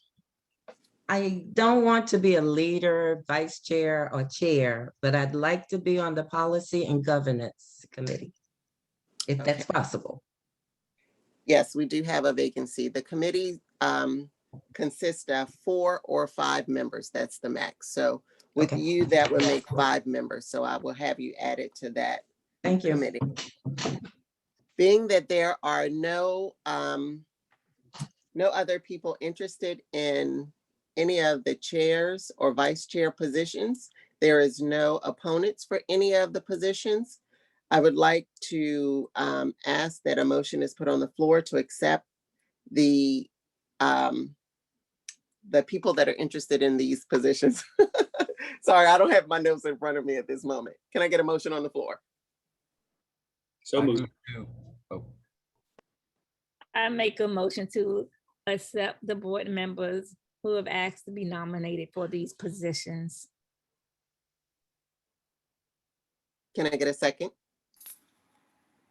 Second. Thank you. Is there any discussion? Madam Vice Chair, I just want to say, why I have not requested for my colleagues to serve as chair or vice chair. I've served as chair and vice chair of various committees over my tenure. But as we have in the recent past on our committee structure, have worked collaboratively to ensure that when items come before committees and come out of committees, that there is consensus and in most cases unanimity because of the discussion and the compromise that happens in committees. And so I look forward to working with my colleagues on various committees that I may serve this year and in the future, because I believe that we have demonstrated, particularly in committee structures in the recent past, that ability to come together and to collaborate. And so again, I wish all those who are in leadership in the committee structures best of luck, and that we all continue to work together, particularly in the committee structures, to ensure that we're doing the best for our students, teachers, parents, and taxpayers. Thank you. Thank you, Board Member Valentine. All in favor? Aye. Aye. Aye. Aye. Any opposition? Any abstentions? Hearing none, the board committee structure has been seated with its members and leaders. Thank you very much, board member. Madam Chair, I will turn the floor back over to you. Thank you, Madam Vice Chair. Thank you, Madam Vice Chair. We will now move into the budget consent agenda. The request for proposal for the Board Legal Counsel Services. RFP 025-21, provision of Board Legal Counsel Services was released by the RFP by Prince George's County Public Schools on April 26, 2021. and the solicitation ended on June 2nd, 2021. The RFP was posted on the Prince George's County Public Schools purchasing website and State of Maryland eMaryland Marketplace Advantage electronic portal. The purpose of the RFP was to solicit proposals from a qualified law firm or individual to provide services as counsel for the Prince George's County Public Board of Education. In response to the solicitation, the school district received 4 proposals from the following entities: Miles and Stockbridge Law Firm, Robertson Law Firm, Shipley and Horn Law Firm, and Wood Law Firm. All proposals were thoroughly reviewed, evaluated, and scored by a panel of 5 evaluators: Dr. Miller, Juanita Miller, Sonia Williams, Edward Burrows, Rahila Ahmed, and Joshua Thomas. 2 firms were selected for interviews on July 9th. Shipley and Horn Law Firm and Robertson Law Firm.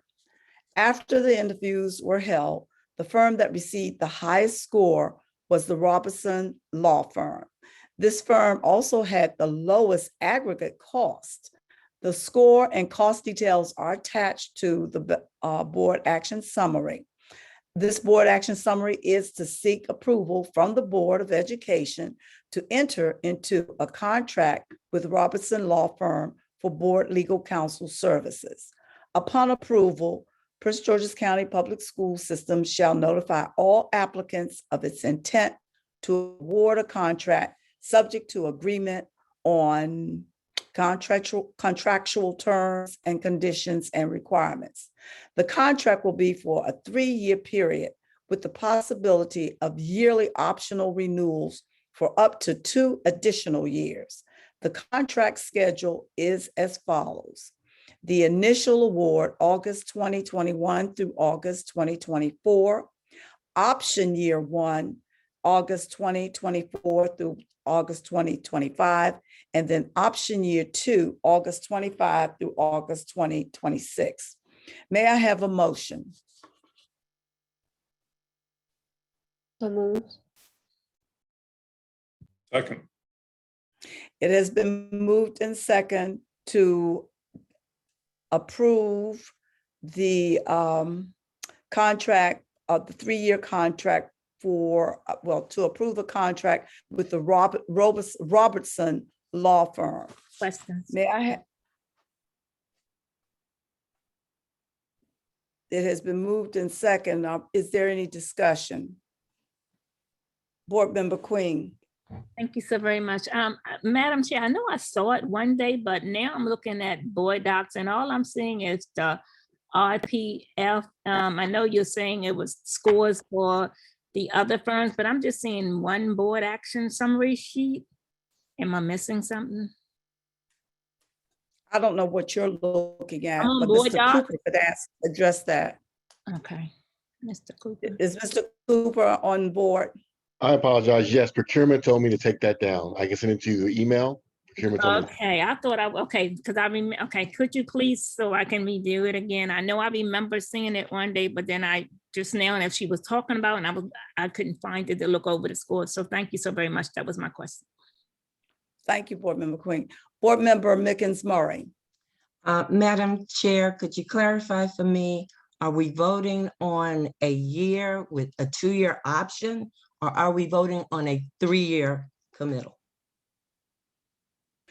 It says the contract will be for a 3-year period with the possibility of yearly optional renewals for up to 2 additional years. Okay. So we're voting right now, according to this statement, we're voting on a 3-year period. Okay, thanks. Okay. Thank you. Board Member Valentine.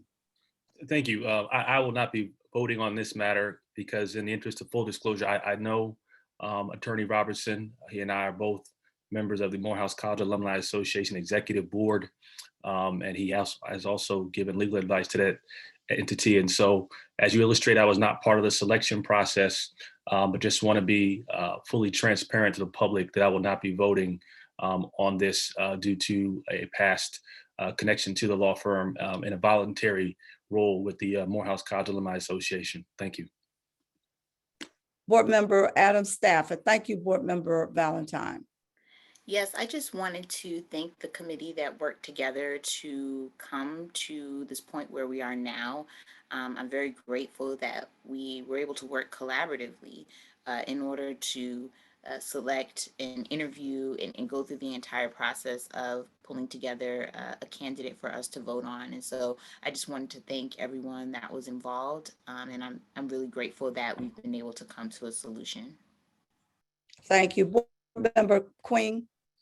I'm still waiting for the form, but anyway, in the process of waiting, I did hear you say the 2 law firms. I'm good to know that Board Member Valentine do know information of one of the firms, but I do also want to say that Shipley and Horn is a firm that I am very aware of. We're working with the coalition with a lot of developments in the county, and I know they are a reputable firm, even though you guys decided to go with this firm because they scored higher and it's lower. But I'm glad to hear that you had 2 firms that were reputable firms. So thank you so very much. Any other discussions, any other disclosures in reference to acquaintanceships with the Robeson Company? No other disclosures. With that being said, we'll go call for the vote. Hearing none. All those in favor, please signify by saying aye. Aye. Aye. Aye. Any opposed?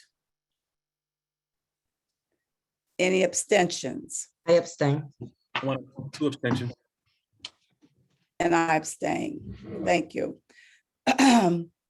3 abstentions and the remainder, so the vote carries. Madam Chair, before you collect the votes, I will also be abstaining. Oh, your name, okay, thank you. So 4 abstentions and 10. Oh, well, no, the student can't vote. So there are 4 abstentions and 9 ayes on this one. Thank you. Now we'll move to governance. The second reader. Colleagues, please call your attention to items 6.1 through 6.6 for your consideration for approval. Board members may want to separate items for voting. Do you wish to separate or vote with them for them as a group? What's your pleasure? Madam Chair, Board Member Williams. I would like to separate item 6.3. Okay.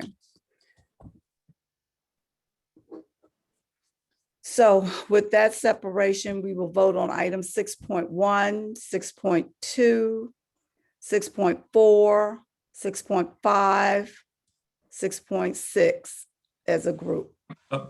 Madam Chair. Yes. Who is that? Hi, this is Ed Burrows. Board Member Burrows, yes. Can you show your face, please? I thought my camera was on. No. I believe 6.1 has an amendment from the floor, so we can pull 6.1 as well. I believe there's an amendment from the floor. Okay. Thank you.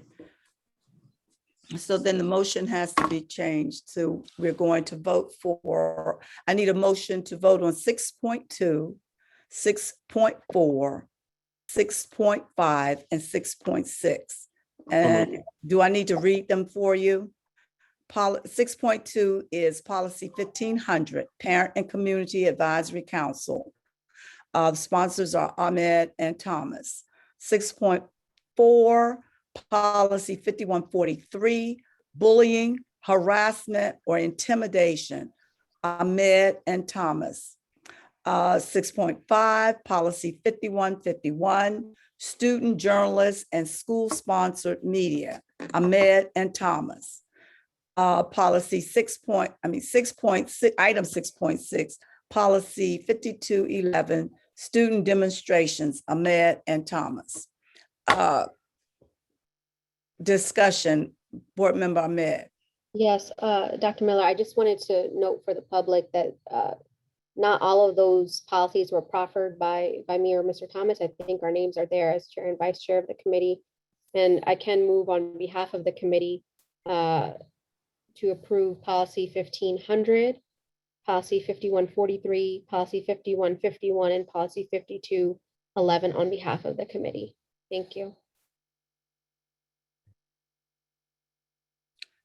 I'm missing what your comment was. Are we voting on 6.2, 6.4, 6.5, and 6.6 as a group? Yes, ma'am. You're concurring with that. Am I Yes. correct? Yes, I didn't hear a first and second, but it can be moved on behalf of committee and it doesn't require a second. So that's why Okay. I'm moving on behalf of the committee, those 4 items that you've listed. Okay, so I have a motion. And we've had discussion. So we're going to go, I'll call for the vote. All in favor? Well, let's do roll call. Ms. Berkeley, Yes, ma'am. roll Mrs. call. Stafford, Aye. Mrs. Ahmed, Aye. Ms. Boozer Strother, Aye. Mr. Burrows, Aye. Mr. Saram Ruiz, sorry, Aye. Mr. Harris. Aye. Thank you. Mr. Montero, Aye. Mrs. Mickens Murray. I think I need to abstain because this vote includes the demonstration policy. Am I correct? Yes. And I'm not in support of that. So I'm going to say no. I'm not in support of that. Thank you. So is it a no or abstention? It's a no. It's a no. No. Thank you very much. Mr. Murray, Aye. Mrs. Queen, Yes. Mr. Thomas. Mr. Thomas, Aye. thank you. Mr. Valentine. Mr. Valentine, I didn't hear your vote. Aye. Thank you. Mrs. Williams, Aye. Dr. Miller, Aye. thank you. The motion carries 12-1. The motion passes. Now for the non-consent agenda. If there are any items that. Madam Chair. Oh, I know, I had to go back. sorry. I'll start with 6.3 since that was brought up first. Policy 5122, interscholastic and extracurricular activities, academic requirements for participation. Move to approve. Second. It has been moved in second to approve policy 5122. Let's have a discussion. Dr. Golson, I saw your hand. Thank you. So in the memo dated April 22nd to the chair of the policy committee at the time, on the page 3, the top of page 3, we made a comment about the last paragraph, which is paragraph 5 on the revised policy. And we had come to an agreement that we would have that statement, that paragraph removed, but it was not. And it was, the reason for it is because, as we stated in the memo, the provision is silent around the funding source for the additional academic support programs. And as I previously stated, we were already doing programs to support our students. So we had agreed that that would be removed, but somehow it was not. Any comments from the sponsors on that? Yes, Madam Chair, if I may have the floor, just to give the public context. This policy would essentially allow students who fall under the 2.0 GPA requirement to participate for a semester in their extracurricular activities or sports. But if they are going to do that, they must engage in some extracurricular activity. They'll enter into a probationary period. And I guess the paragraph that Dr. Golson is referencing today says the CEO will implement academic programs to support students participating in interscholastic activities and extracurricular activities and interscholastic athletics, receiving below a 2.0, which can include but not limited to academic improvement agreements, tutoring programs, mentoring programs, and monitoring programs, academic support classes, and counseling, study hall, during or after school outreach programs, and any other programs. Just to be transparent with this body, I spent a lot of time in juvenile court where I saw so many of our students in PGCPS who did not have a 2.0. And they were out in the community committing crimes because they had nothing to do. I think one of the last things that we need to do as a school district is further disconnect an already disconnected youth. And when you tell a young person who the only reason that they're coming to school is to play a sport that they can no longer play, they go out into the community and they start hanging around people that might not always have their best interests at heart. The goal of this is to keep these already at-risk youth in schools with coaches and counselors that have their best interests at heart. The paragraph that Dr. Golson is referencing simply says the CEO will implement academic support programs already at-risk students, which can include study hall, mentoring, counseling, study hall before and after school outreach programs. Because the reality is, if we don't wrap our arms around these students, we have seen that they can fall through the cracks.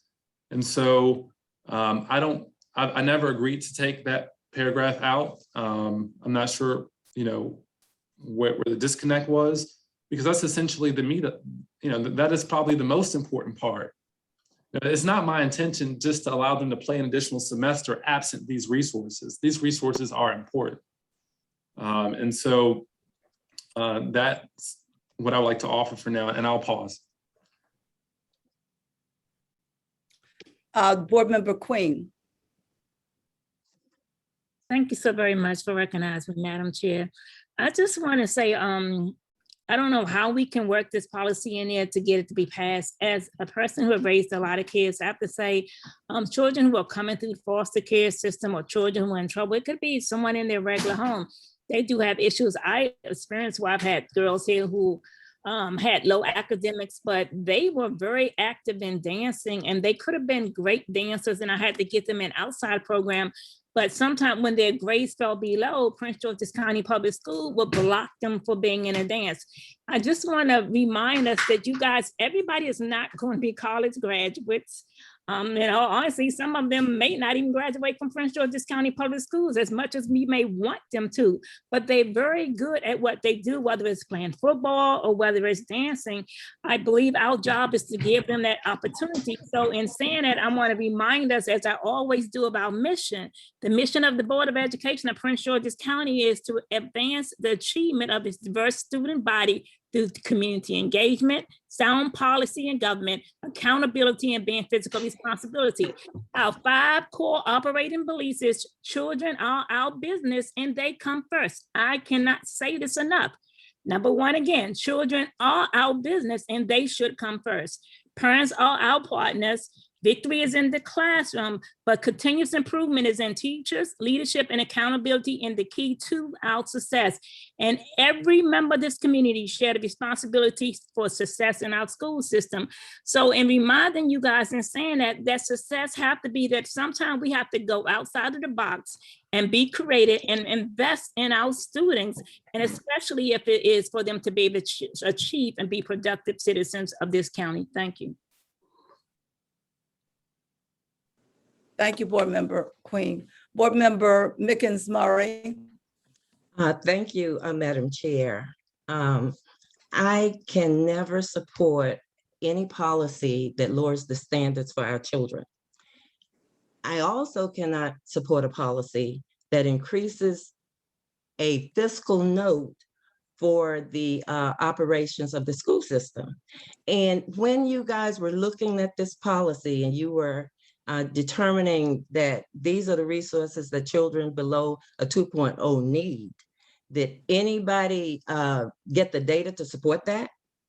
Do you have any data from anywhere across the state, across the country, anywhere? to support that. Is that a question for me? Whoever is championing this below a 2.0, because for me, I want children to rise to a standard. I don't want children to think that we will give them everything and not feed their minds. It's important for them to understand, and there's nothing wrong with giving them a caveat of playing a sport to keep a 2.0. I don't understand why that's such a challenge. Madam So Chair, help me understand it. I believe she's asked me a question. Would you like me to answer it? Yes, Yes, please. you can.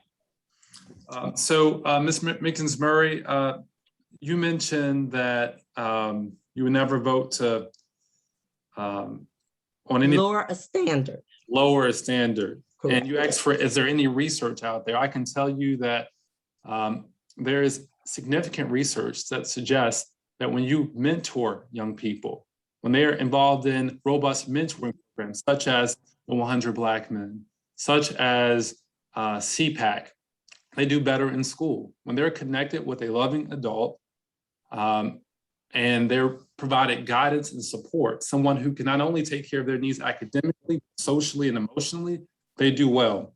There's also significant research that shows that study hall and counseling make a big difference. This talks about tutoring. Maybe our students are struggling during the day, they can't get the content, but if we require them to go to tutoring as a requirement to play in that sport or in that activity, we're providing them the opportunity to do better. Now, there's always money for our specialty programs and for our students who are doing well, but we can improve on wrapping our arms around students who are struggling. The alternative, Ms. Mickens-Murray, is that they will go home. And that does not always work. It's important that we have our marginalized youth in school with loving, caring adults. I do want to mention this. My initial policy was to remove the 2.0 requirement altogether. That's what I believe. I believe that we should remove it. The superintendent asked me to meet with a group of principals. In that conversation with that group of principals, they talked about these different programs that make the difference for a lot of young people. I also met with a host of coaches, coaches that have experience with working with some of our most marginalized students, 2.0, who are under 1.0. And they said, if I could have just kept them in my program a little longer, I could have worked with them. But when they left the football team, they went out into the community and got involved in trouble.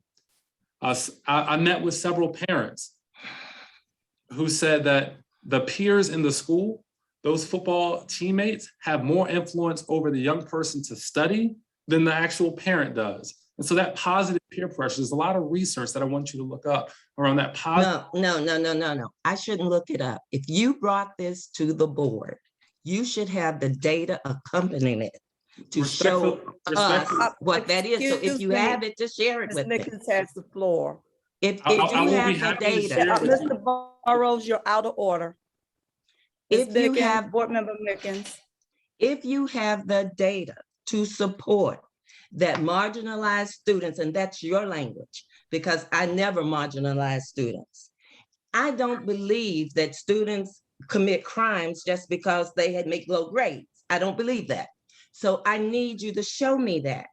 And if you guys vote to pass this tonight, I think you're doing a disservice to a group of children in Prince George's County. And the other thing, I think you're also adding dollars that the CEO may not have, but thank you, I'm sorry. Thank you. Board Member Williams next. Board Member Williams. Thank you, Madam Chair. Whenever I hear of policy changes that come about, I always think about the implementation, the fiscal note, and the actual logistics of doing this. So if we're talking about First, if we're only talking about disconnected youth that are into sports, if you take a basketball program, a cheerleading program, a tennis program, and their scores, their GPA is below the 2.0 in the same period in which they're playing that sport, my question is, how would we implement that program either before school or after school? Because those are the times in which those students are practicing for those sports. Additionally, what type of transportation do we need to provide in order to do that? And as we look into these policies, I think we have to be mindful that there has to be the ability to actually do it. And so if we're asking for this to be tabled until we can come to a real understanding of what is actually capable by the CEO that will meet us in the middle of what it is you're trying to accomplish versus what it is we're actually able to do, then I think we can pass a policy. But if you talked about all the students that you see in the youth court, I would like to see the data around how many of those kids are actually interested in sports. Why are we only taking a group of them? Let's look at a policy that supports all students that are disconnected, that need some assistance so that we can help them rise to the standard, not reduce the standard to allow them to play a sport and not do the work. Yes, we have some students that need some extra support, but if we give them that carrot, then they will rise to the occasion with the support. And all students know, you need to have a 2.0 in order to do sports. We don't tell them as they go into 9th grade. They know that from the very beginning. Parents know that from the very beginning, that they need to have a 2.0 GPA in order to play sports. As a parent of 2 boys, it is my job and responsibility to support my students to meet that score. It is my village to also support those students. So if I'm not able, because I'm in a board meeting till 9 o'clock, then my village will also help to make sure my student is doing what it is. Now, if you're saying that they may not have the home support, they may not have the village support, and we should support them in the school system, let's not just pull out a group of kids that may have the ability and talent to be in sports.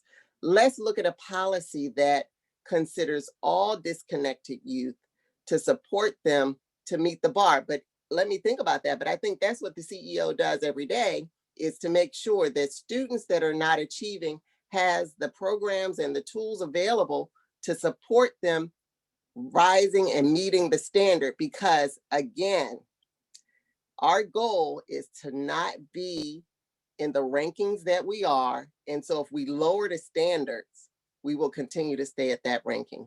Thank you. Madam Chairman, Board member, clarification. Dr. Golson, you're next.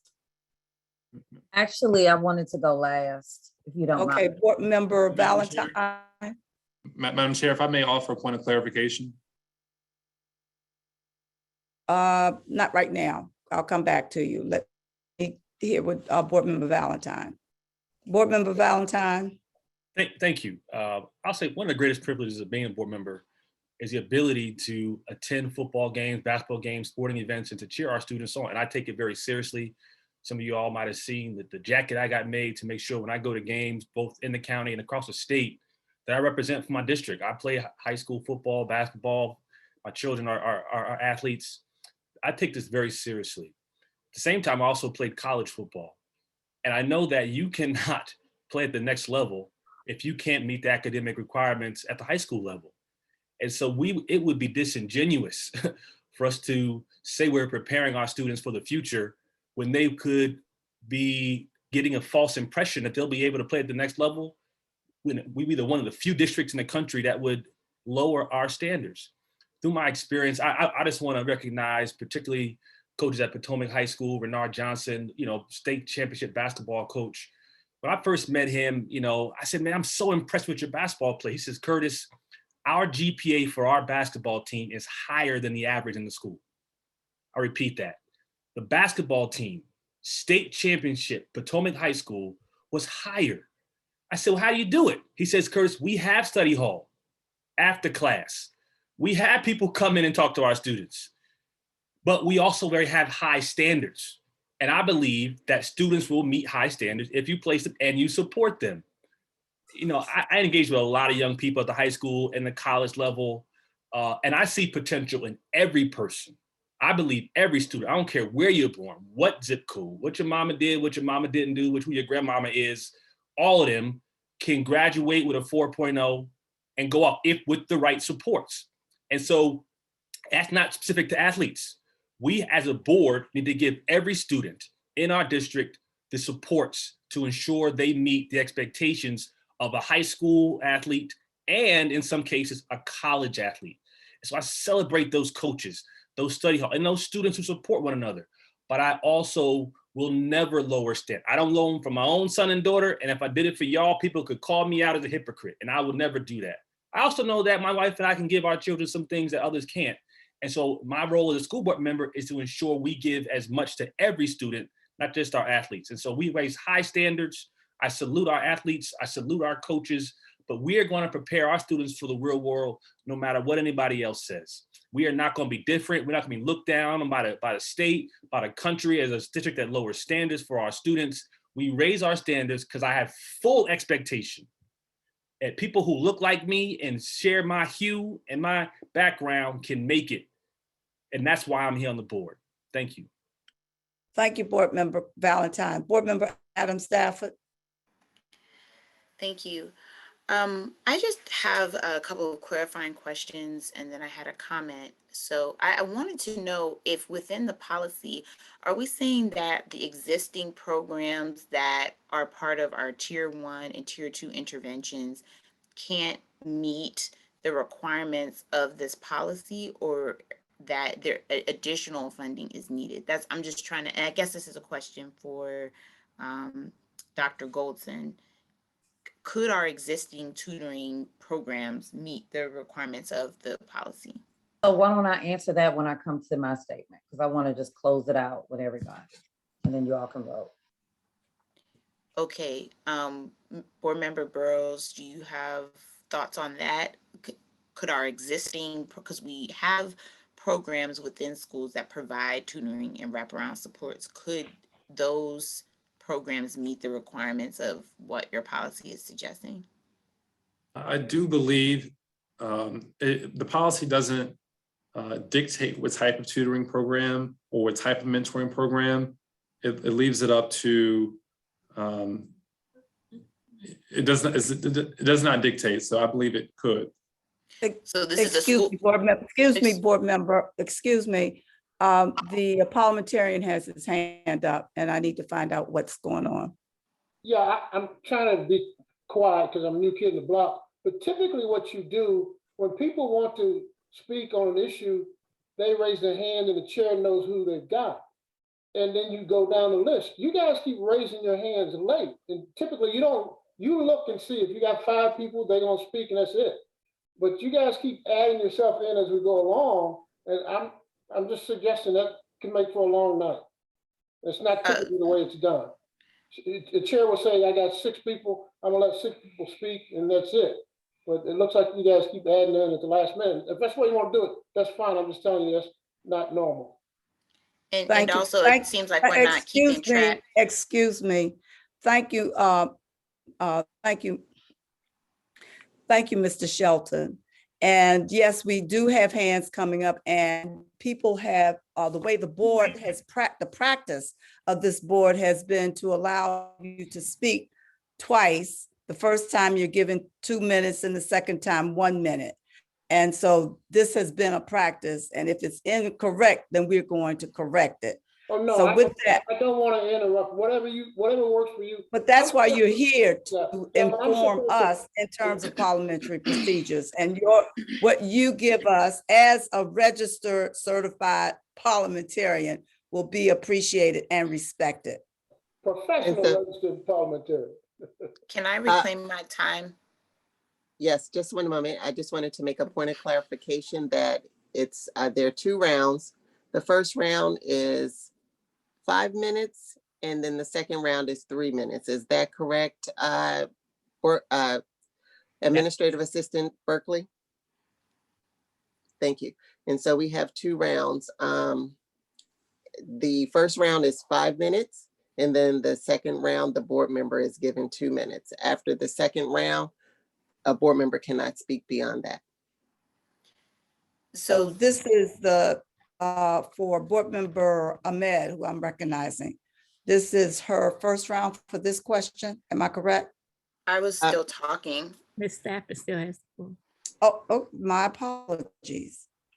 She still had 3 minutes left when Mr. Shelton. Where is she? Also, is someone keeping track of when people raise their hands? Because I noticed that we're not going in order. I'm going in the order as I see them on my screen as they come up. Okay. Did you want to finish your comment, please? I did, but since we're talking about parliamentary procedure, is it possible for there to be some sort of order to when people speak, like when they raise their hand, they could be recognized in that order? Because we're doing this electronically, normally if we're in person, we can see who chimes in first or second. But what I see on my screen as my position and what the chair sees on her screen may be different. So just bear with her on the electronic, and she will not let you go unnoticed. So just bear with her because of this electronic process. Okay, so I wanted to get back to my comments. I guess my question is between, Dr. Golson and Board Member Burrows. So we have existing programs and tutoring supports that are in existence. And what Mr. Burrows is saying that for students to participate, they would be required to be a part of a school's existing tutoring program. I guess I'm just hoping and wondering if there can be some type of compromise reached to make this budget neutral, because I know every school site is unique and does offer, by law is required to offer specific supports to students that are failing. But what I wanted to mention to, our new board member, I think this is why it's important to have, voices in the room that have actually, really worked and taught in public schools and urban public schools. As a teacher working with students that were failing out of school, literally failing out of school with very little home structure, many students who were experiencing cyclical homelessness, and really were very, very connected to the school site.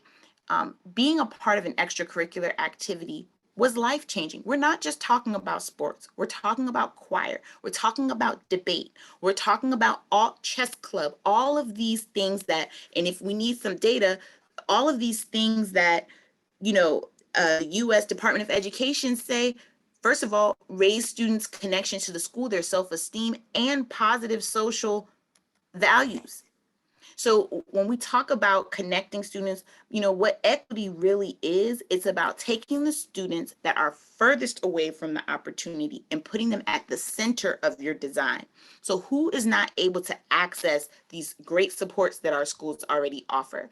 And then centering those students and thinking about how do we design programs that will support them? And so I think what we're saying here is I think that there can be a compromise reached where we use existing structures, but we also allow for students that are struggling to meet this standard, providing them with very targeted and specific support. Thank you. Dr. Golson, you still want to be last because there's No. Okay. Just take me in the order that it's in, whenever you call me. Okay. Board Member Queen. Board Thank you Member. so very much, you guys, because I'm telling you, I was about to forget. I'm trying to write it down. I'm like my memory.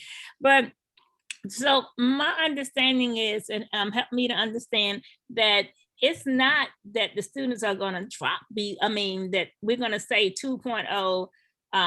If you're 2.0, that I'm trying to think of what I'm saying. From what I've heard is that It's not the fact that when they fall below 2.0, we're going to get them help to get them back before 2.0. I keep hearing you guys talking about lowering our standard. I don't think that's lowering our standard, because I think it's us getting them back to where they are above 2.0. So I'm kind of a little confused, because it's almost like you're saying that we're accepting that 2.0 and below is good. And that's not what I was hearing. What I've heard Mr. Burrows say is that the principals asked him not to do that, and he did not do that. But what he's saying is, if for some reason they do drop below, then we help them get some type of service to get them where they need. So my confusion is that not our requirements as a school system? Are not we required to make sure every child succeed? So I'm a little confused why we're taking this time to argue over this, when it is our duty to make sure no matter what we do, we make sure these children are succeeding. Thank you. Thank you, Board Member Ahmed. Well, Yeah, right. this is You're your right. second round, Board Member Ahmed. Right. 1 minute. I just concur with Ms. Queen. What Ms. Queen has stated were my comments around the policy does not change the 2.0 requirement. And so when it comes to these concerns around lowering standards, that is not the case, not how I've read it, not how it's been explained to me. And so I wanted to make that very clear to colleagues and also to the public. And I think there's no harm and there's only good that can come from providing additional supports for students. And so I'm very much in favor of this policy, the changes that were provided. And I want to thank Mr. Burrows for bringing it to the forefront for us as a body. Thank you. Board Member Mickens Murray. I appreciate the comments that I've heard so far, but I maintain that what I heard regarding this policy is that it was limiting to extracurriculum activities. To me, that's not all students. To me, that's not every student in this school system, because all of our students, some of them don't care about extracurriculum activities, and they still have some difficulties in the classroom. And you don't have to be a teacher to understand how to help a child. You don't have to be a teacher to understand how to mentor a child. And there are a lot of resources out there in the county that we could bring in that doesn't cost money. But what I'm asking is, were these issues addressed? And are there some attachments to this bill that I can look at that shows me that you looked at that? Thank you. Thank you, Board Member Mickens Murray. Dr. Golson. Whew, thank you. I was almost getting like Board Member Queen. I wrote my notes down. So the first one is under C2. Mr. Burrows, Board Member Burrows is correct. He didn't lower the 2.0 GPA. What it says is that in order to participate, you do have to have the 2.0. But once you fall below that, then you go into this probationary period, but you still are allowed to play. That's right. There we go. So that's where the issue comes in. Okay. I wanted to elaborate on what Board Member Valentine said. You are correct. Our coaches do study hall. So even though a child might have been on the team, had a 2.0, and when their grades drop, that coach, because I'm a former coach, we don't tell that child, oh, you can't come around us anymore. They're still with us. They still go to study hall. They can't participate in the sport, but that still is our way of making sure that we don't lose them. Our coaches do a phenomenal job of doing that. And the example that that Board Member Valentine gave of Coach Johnson is a great example of what happens when you set high expectations. We don't need to lower, because NCAA will not take our students if they don't meet the requirements. And we are only playing this game and making them believe that they can participate, and then they can't. And then they're trying in the summer to get extra credits, and none of those things will matter. And then lastly, we are coming out of a pandemic. 16 months of not being in traditional classroom setting, going to a new way of learning. Our budget has already been approved and solidified, but our focus should be on all students and providing those supports after school. And we're going to do that, whether you're in sports or not. So I don't want us to lose sight that we're not saying that students in athletics they're the only ones that can get the tutoring and the one-on-one support and the mentorship, because that's not true. We want it to be there for everyone, but we have to set high expectations. And believe me, our children meet them, but we're not. We can't allow them to fall by the wayside. And just because they haven't done it at the end of that quarter doesn't mean that our coaches stop. They still keep them with them to make sure that they continue to keep the student engaged so that they don't lose them when their grades improve. So I made a summary. We still have to make some amendments to this policy. I'm asking that we please table it. Clearly, we have a robust conversation. It allows us to pull the data to be able to all come together on it. I believe we can. And for us to make some revisions to it. But our budget has already been approved at the end of June. So I don't want us to begin to I can't make a financial obligation to something that we have not really budgeted through. And once again, I'm looking at all students. I have 98% of our children coming back in the fall, 98%. And I need to focus on all 98, even the ones who are playing sports. Thank you. Board Member Burrows, and then we will take up an action on this. I just want to clarify some things for the record. To reiterate, this does not lower the 2.0 threshold. It says high school students participating in interscholastic athletics or extracurricular activities must maintain a minimum high school grade point average of 2.0. The part that seems to have the most contention simply says the CEO will implement academic support programs for students participating in interscholastic athletics or extracurricular activities who receive less than a 2.0. And when we talk about the coaches, it's very funny that Mr. Valentine mentioned the coach from Potomac. As the superintendent knows, I spoke with the coach from Potomac before I introduced the policy.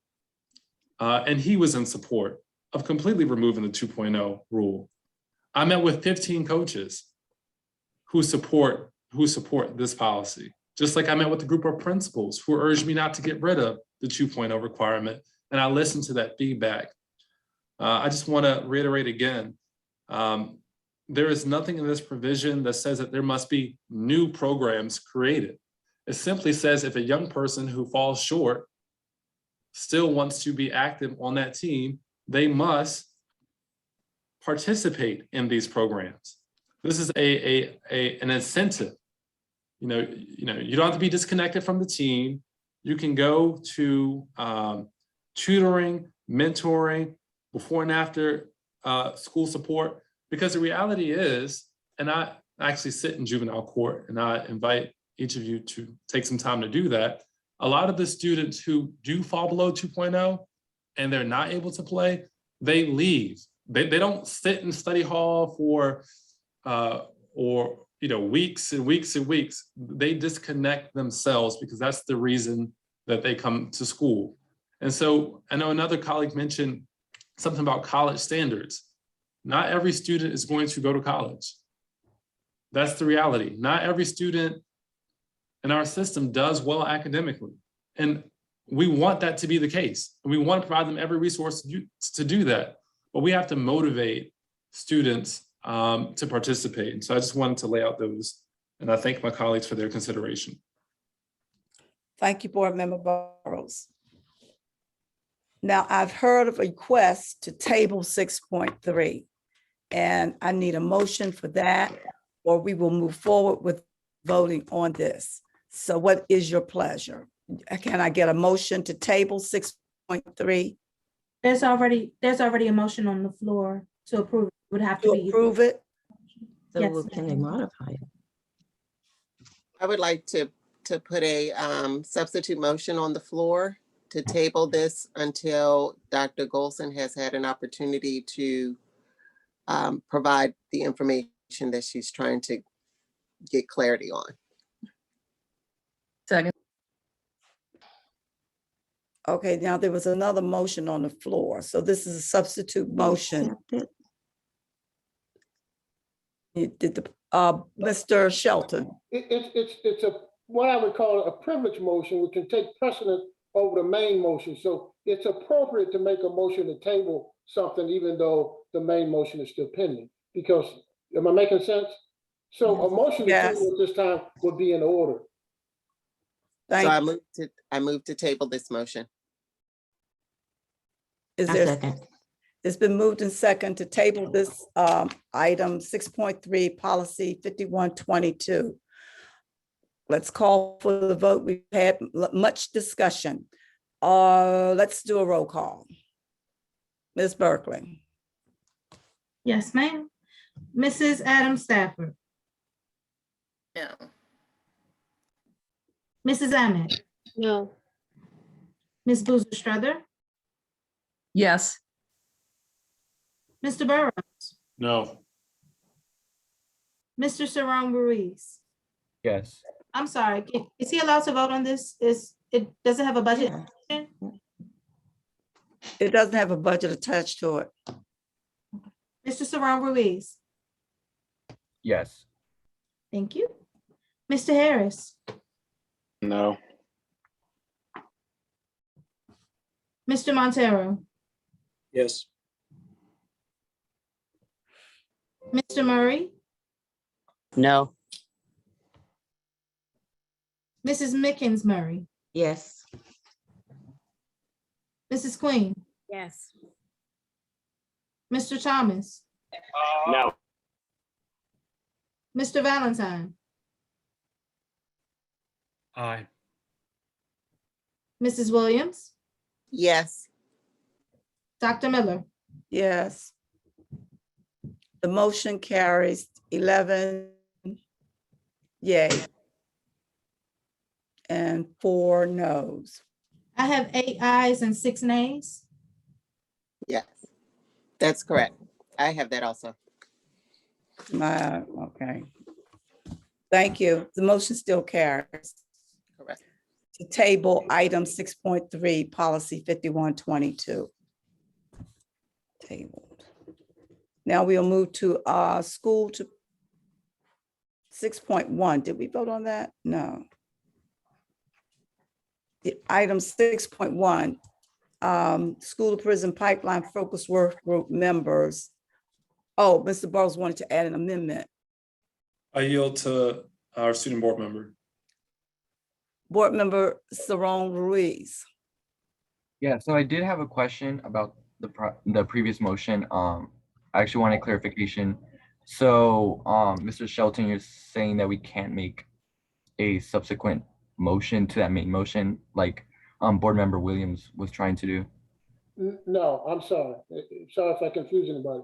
What I'm saying is a motion to table has precedence. You write the word, it says precedence, but parliamentarians pronounce it as precedence.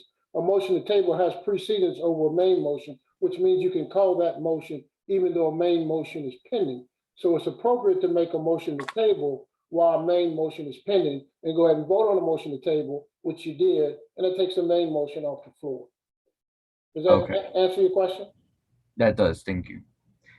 And so when it comes to item 6.1 or 6.0, I'm not sure what it is, but I did want to move to actually approve this, but with the following amendment. I actually wanted it to be more up to date and actually change the title for Nina Jackson to PGCPS alumni, and to actually include the current student member of the board into the work group. Is that the amendment? Yes, it is. Include Nina Jackson as a member of this committee, correct? Yes, to keep her as an alumni and to add the new student member of the board. Because my understanding is we can't surpass 20 and we are not at that cap.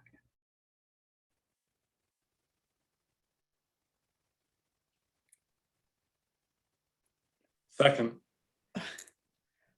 So there's a motion to, let me just be clear. The amendment that Mr. Burrows had mentioned to add, and you are making a motion, is to add Nina Jackson to the prison to pipeline focus work group membership. Is that correct? So Nina Jackson is already on the policy. It would just be changing her title to PGCPS alumni, just like Asia was with the climate action work group. Okay. And then to add myself into the work group as well. Okay.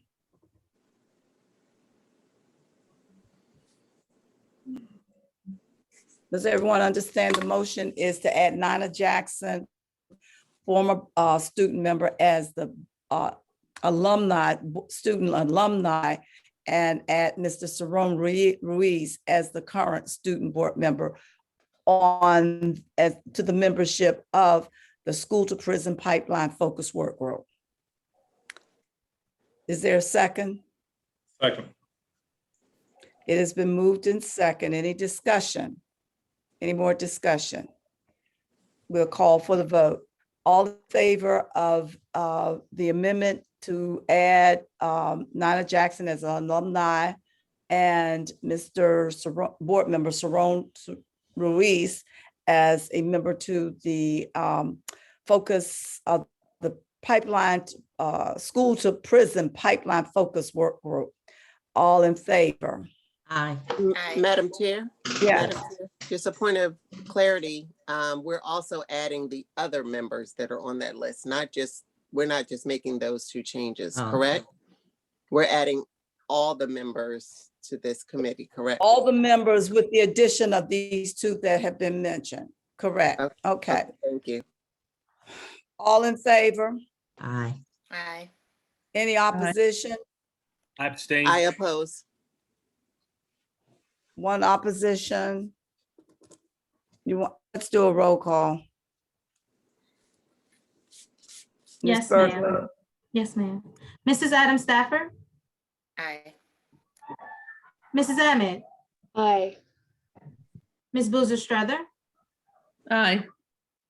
Mr. Burrows, Aye. Mr. Cerrone Ruiz, Aye. Mr. Harris, Aye. Mr. Montero, Aye. Mrs. Mickens Murray, Aye. Mr. Murray, Aye. Mrs. Queen, Aye.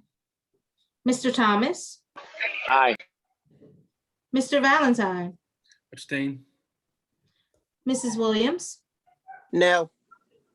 Dr. Miller. Aye. Thank you. Motion carries. Okay.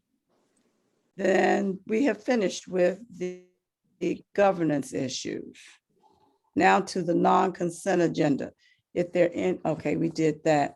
Motion to confirm actions taken in executive session. Motion and second to confirm actions taken in the executive session on July 28th as follows. To discuss the CEO's end of the year evaluation, to discuss legal matter regarding a former employee, to discuss leave balance dispensation of a former employee, to receive a report from the ethics panel. May I have a motion?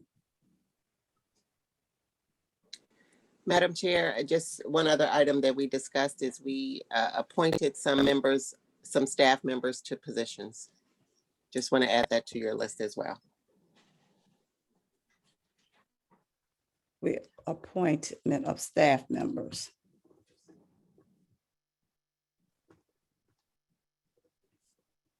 I have a point of order question. Yes. Aren't we reconvening into this same executive session that hasn't completed?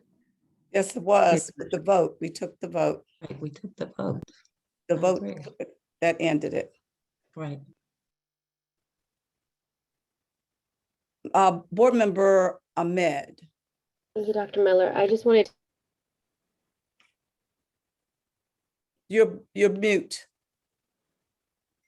Sorry, it said the host muted me. I just wanted to express to members of the group that I know there were some additional things that I wanted to discuss in executive session. It is okay for us not to reconvene. I can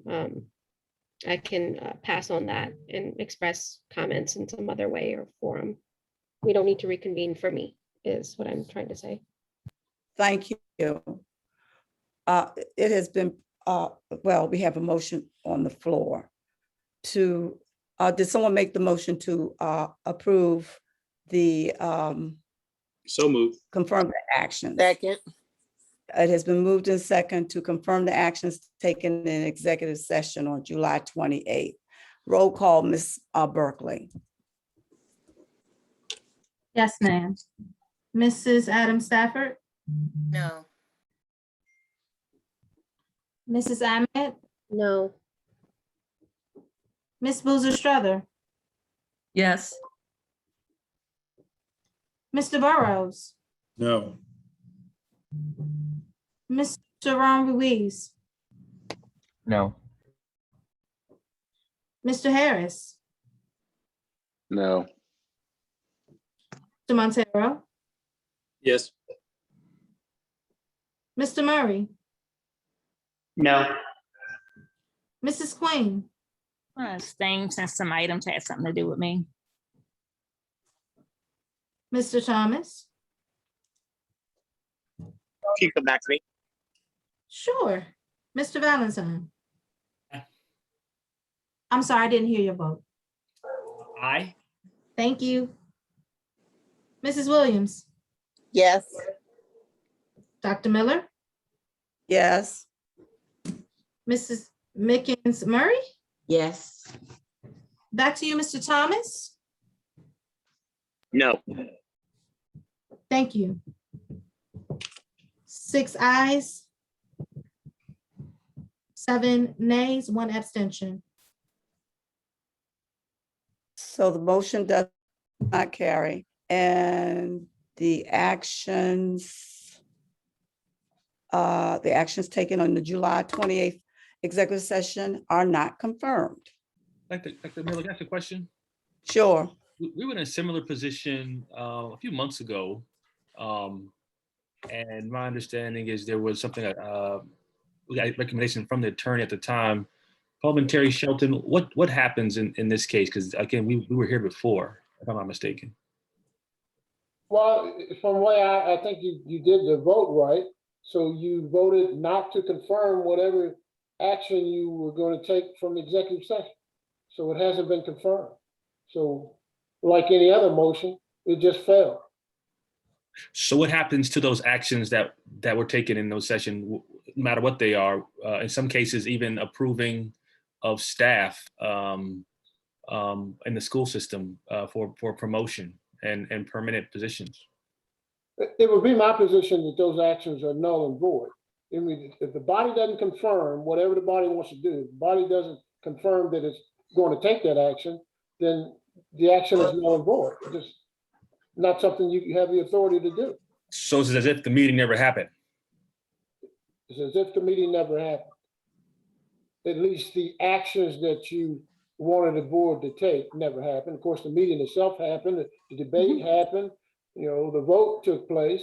But after you came out of that, you decided not to take whatever action that you had decided in the executive session, which is perfectly legitimate. I can't say that the meeting didn't happen. I can't say that you didn't discuss things that you discussed and you didn't vote as you voted, but you're now voting not to confirm whatever you did in that executive session. Thank you. So Dr. Golson, what impact will this have on your? I have a question. Board member Mickens Murray. Mickens Murray. Thank you. This question is for the parliamentarian. In executive session, there was an issue involving 7 people who could not vote. Those 7 people in this open session now are voting to not affirm because they have a personal bias interest. What happens in that situation? Well, let me say this.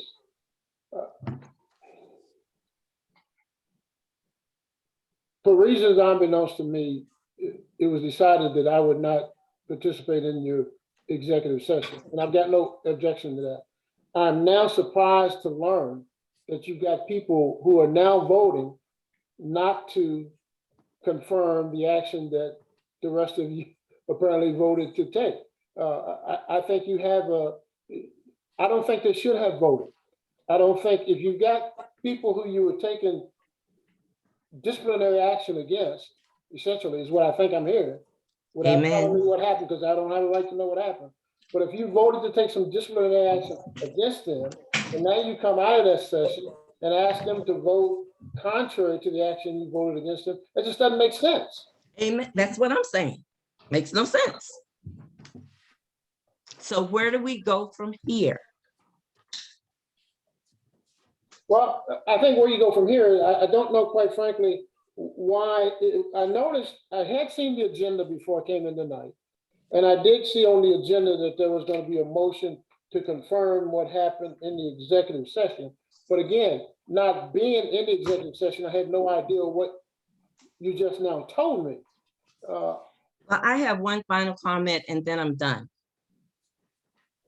7 of those folks voted for many of the actions that took place in that executive session. Now, because of one issue, that's null and void. That makes no sense. The issues they could vote on passed. The issues they could not vote on passed because they couldn't vote on it. Now they're penalizing every vote that happened in executive session because they're personally. Point of order, are we allowed to talk about this? Well, we have to clarify this, and the only way I don't know. I mean, clarify there's is some to rules. have a discussion. You are out of order, Ms. Adam Stafford. You have not been recognized. We're talking about a vote. I don't mind answering the question. Thank you, Mr. Shelton. I think I appreciate Adam Stafford's point. And I think if you haven't crossed the line, you certainly come very close to it. You know, you can't discuss the deliberation, and you're now having this public discussion about how the vote went and who wasn't allowed to vote. The whole point of having an executive session is so what happens in executive session is not disseminated to the general public. I don't know who's listening to this conversation, but I'm assuming there are people here that shouldn't be getting this information that we're discussing now. I think the only logical way out of this is to table this and have you guys at some point in the future go back into the executive session and decide in that session exactly what you're going to do and how you're going to resolve it once you come out of it. Quite frankly, I didn't understand the necessity to have a motion to confirm what you'd already done in the first place. But not knowing what had happened. That makes sense. Pardon me? I said that makes sense to me. Yeah, I didn't understand the motion. I wasn't in a position to advise you because I didn't know what happened in the executive session. But if the motion is to confirm what you've already done, you didn't need that motion in the first place.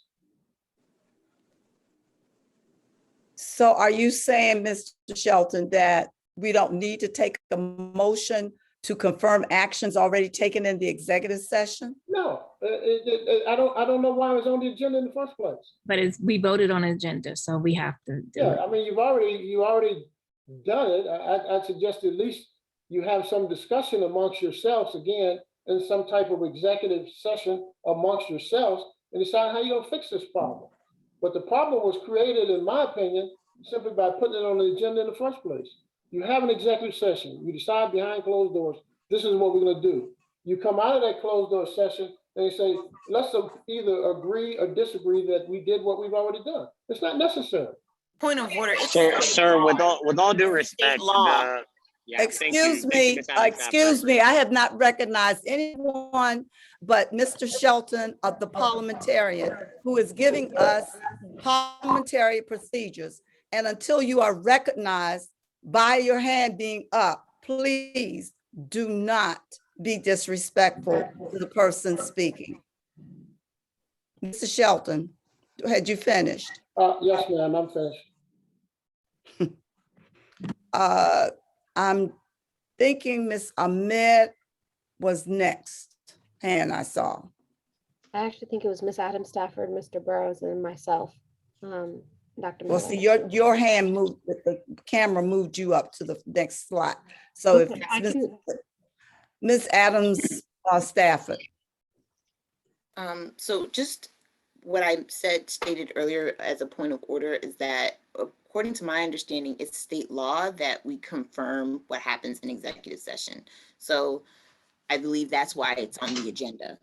The second point is that the actions taken in the executive session, the vote that was taken did not comply with the law. at all. And we read that at the beginning of this meeting, if you'd like to go back and listen to that. So it's very clear. You can read the law and see that it didn't comply. Ms. Board Member Ahmed, comment. I echo Ms. Shayla Adams Stafford's sentiments around questionability of, Oh, Jesus Christ. excuse me. Mute yourself. Thank you. I just wanted to say I agree with Ms. Shayla Adams Stafford's statements around questionability of the legal applicability and also the policy alignment of a vote that we took, and the recommendation, the call for what that vote was afterwards. And so that's why I voted no. With Mr. Shelton's comments here, I'm fine to switch my vote to abstain if that is makes more sense. And if it can be reflected in the record, an abstention for me on this vote, that would be greatly appreciated. Thank you. So you're abstaining? You're changing your vote to an abstention? Yes, Is that ma'am. what you're saying? Mhm.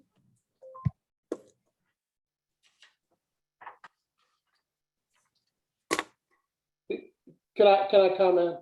Yes, Mr. Shelton. If Ms. Adams Stafford is correct, that there is a statute that requires that this vote to confirm what happened in executive session, that vote take place, then the statute is superior to the rules of parliamentary procedure. So that's one thing. So if you got to do it by law, you got to do it. The other thing is, you can't just change your vote now. It will require a motion to reconsider, and so if you want to do that, when you say a motion to reconsider, if Ms. Ahmad or anybody else at this point wants to change the vote, there needs to be a motion to reconsider the vote that was taken, because at this point, the decision is a board decision. No one person can say, well, I want to change my vote and have that in effect change the decision that the entire body's made.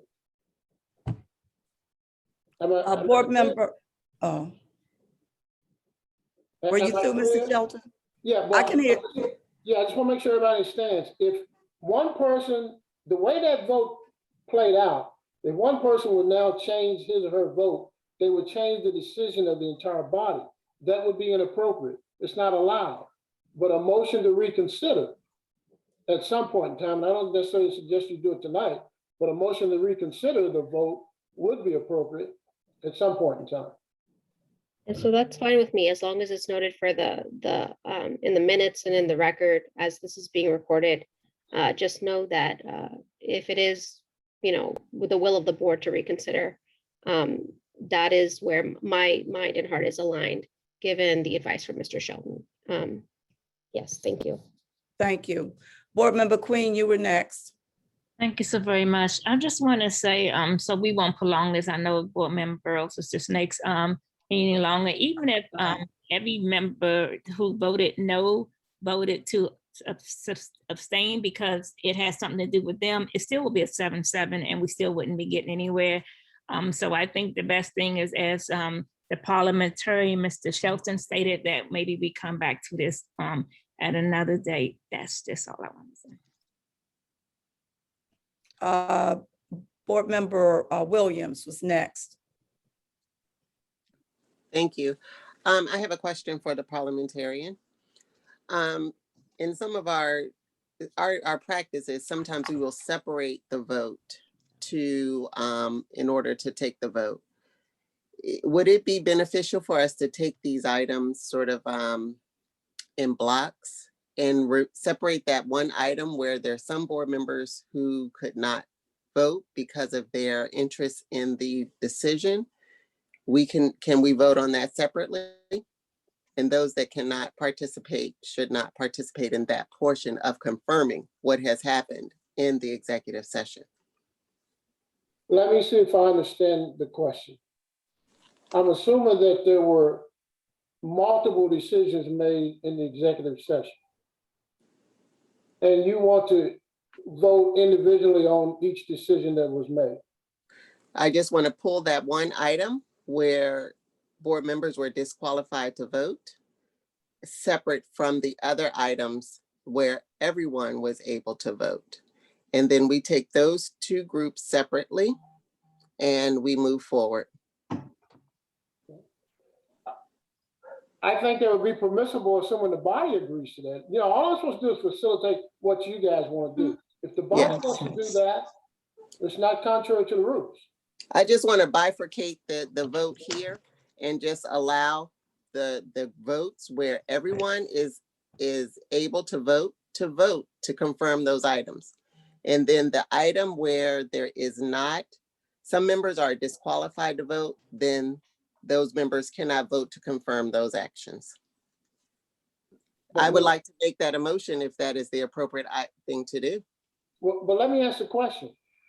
Could you do that without disclosing the actual deliberation and what took place in the executive session? So my motion would be to confirm, let's say items 1.1, 1.2, 1.3, we take a vote on those. And then let's say item 2.1, which is the one where the majority, where we have board members that disqualified to vote, can't vote on that one. So we can say it in those terms. We have our agendas in front of us and we can bifurcate the agenda items like we have done in the past in this meeting and also, and then we vote separately. So it's just 2 votes instead of 1. Well, if you ask me a question, I think that would be permissible if that's what you want to do. The other thing that we have to consider also is that the student did not vote, was not ineligible to vote on some of these, on most of these issues, because they were items dealing with the evaluation and personnel and employees, all of that. The student was not able to vote. So therefore, if the student was not an appointment of staff members, the student was not able to vote, then in that case, the student should be disqualified from voting on accepting or confirming what went on in executive session. If you want to look at it from that perspective. Right. And so I understand what you're saying. In a normal situation, we are voting to confirm the actions taken in the board meeting. That's the motion on the table. What I'm asking is that we bifurcate the first group, which will include everything. And in some cases, I believe the student board member was able to vote on some of those. So in that case, he can vote. But then when we pull this specific disciplinary action out that disqualifies some board members, we then only allow those qualified members to vote.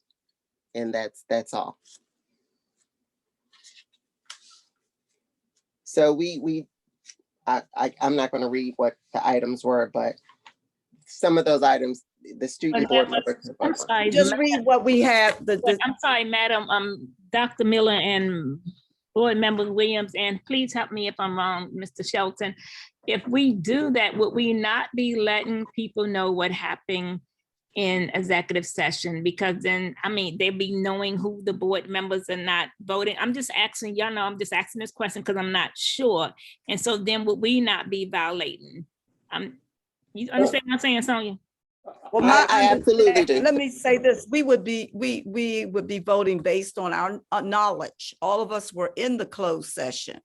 We would be voting on our knowledge of what it has been revealed to the public that we discussed the CEO's end of the year evaluation. We discussed a legal matter regarding former employees. We discussed leave balance dispensation. To receive a report from the ethics panel and the appointment of staff members. So we're not revealing any confidential information. That was the essence of what we did in executive session. Can I have a point of order? We just hired a lawyer, and this seems to be a very complex legal issue in which right now we're just making up rules and changing things in terms of what the student member can vote on, because I've never heard of this sort of kind of changing at the last minute if they can vote on actions taken in executive session, but it seems to suit something. And so that's why this is being changed. Whereas we just hired an attorney. So why don't we table this so that the attorney can weigh in on some of what was voted on in executive session, which wasn't a disciplinary action. It was to approve what the ethics panel suggested. So I would like to put a motion on the floor to table this, and we can have our attorney who we just hired weigh in on this and give some legal advice, because the vote that was taken, as we've mentioned at the beginning of this meeting, was in violation of state law. Second. That's an interpretation, and I respect your wanting to table it, and I would concur with that personally and as the chair, and we will take a vote on it. However, I just want to clarify that I didn't hear anyone trying to change rules or policy. We were just making statements and questioning. Ms. Williams, according to what she was stating, had to deal with who was eligible to vote on a certain item. And my statement was not to change anything, but it was to clarify or get clarification. So I would ask that you would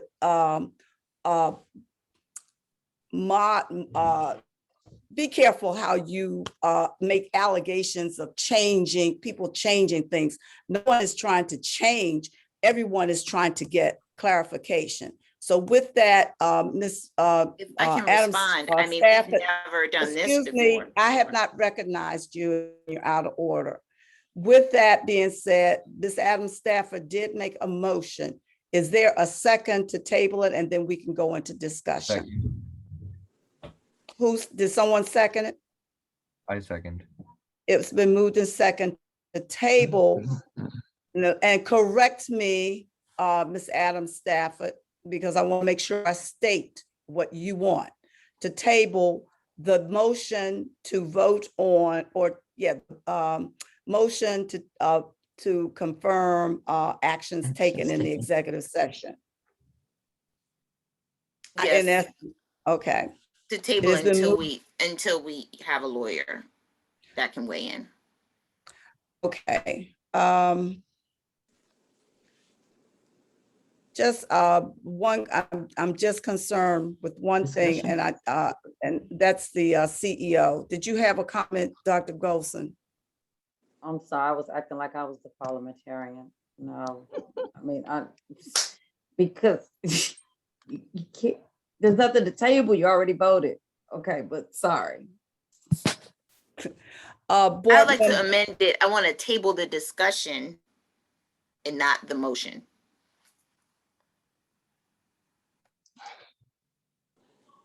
Her motion is she's absolutely right. Her motion is to table the discussion. You can't table the vote that's already taken. And I'm assuming at some point there's going to be a discussion. And in that discussion, there will be possibly some discussion about a motion to reconsider after you've had the discussion. I can tell you this, I'm not your lawyer, but I happen to have 2 law degrees. So you need to let the lawyer know everything that's going on. And I would have been in a much better position to know everything that was going on had I known what happened before earlier today. So if the lawyer wants to consult with me, I'd be more than happy to tell him what I know about the parliamentary procedure end of it. But technically, the motion is to table the discussion right now and go back to the lawyer and see what he suggests. Thank you, Mr. Shelton. Board Member Williams. Thank you. Because I'm host, I can't put my hand up. But no, I saw your hand. I just want 2 points of clarification. You're saying that we're tabling the discussion. Is that the same as calling the vote? Is that what we're doing if we're not discussing this any further? Or is that something different? I don't know exactly what you mean when you say calling the vote. Typically, calling the vote is calling for a vote to take place. That's not what she's doing. She's just tabling any further discussion of this issue.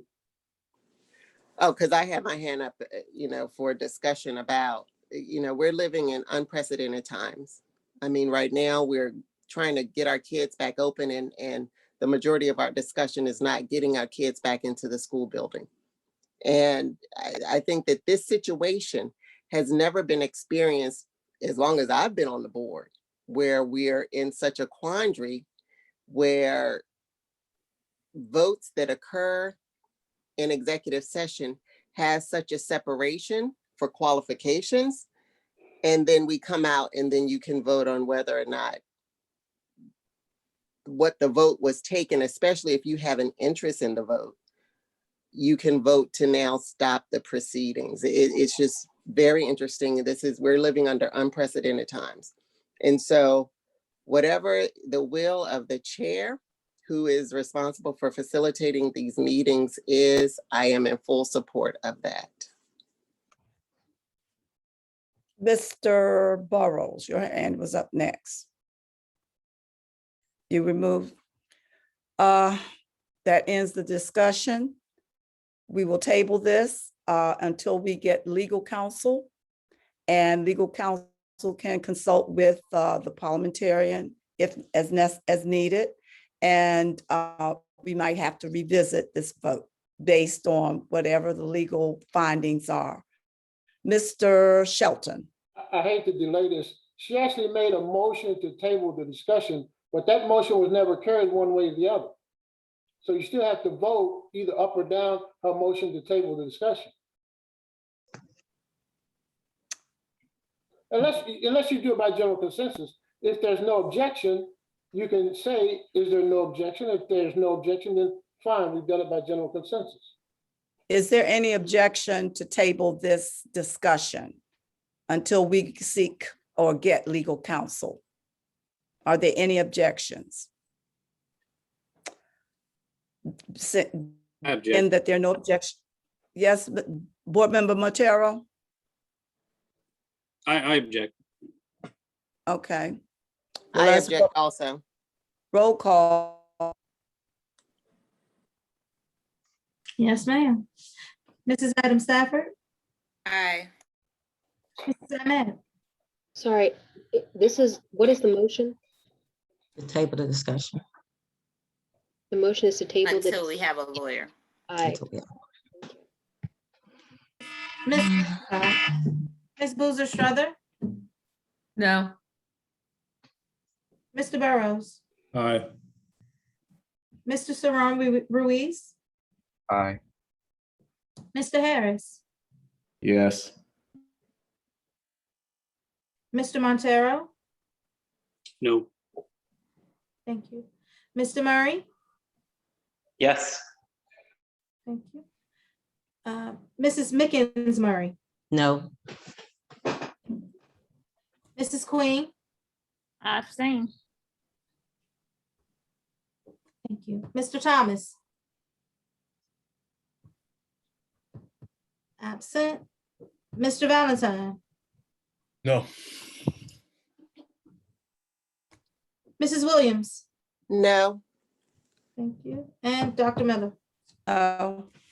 I'm sorry, your Zoom kind of is funny what was your vote? I'm sorry. Who? Dr. Miller voted no. Thank you. I have 6 no's, 6 ayes, 1 abstention, 1 absent. I would like to put a motion on the table to have a meeting immediately to dispense with this matter in an executive session. Point of order, is there a motion needed on something that can be done via policy by basically the chair or the vice chair? The chair can call for a meeting. So I don't know that there is a motion needed on this. So that's my point of order. Because go ahead, Mr. We did vote to extend if we needed to come back. Now, when we approved the agenda to go into executive session, Ms. Queen did make a motion that if we didn't complete all the business, that we would go back into executive session. The only point I was trying to make, there was a motion to table discussion. It was 6 in favor, 6 in opposition. So that motion failed. You need to announce what the result of the vote was. So the motion to table discussion failed. So that's where you are right now. Correct. And so I again put a motion on the table to immediately go into a meeting to dispense this matter in executive session. Is there a second? Second. It has been moved and second that we go back into executive session to resume or resolve the matter of this vote.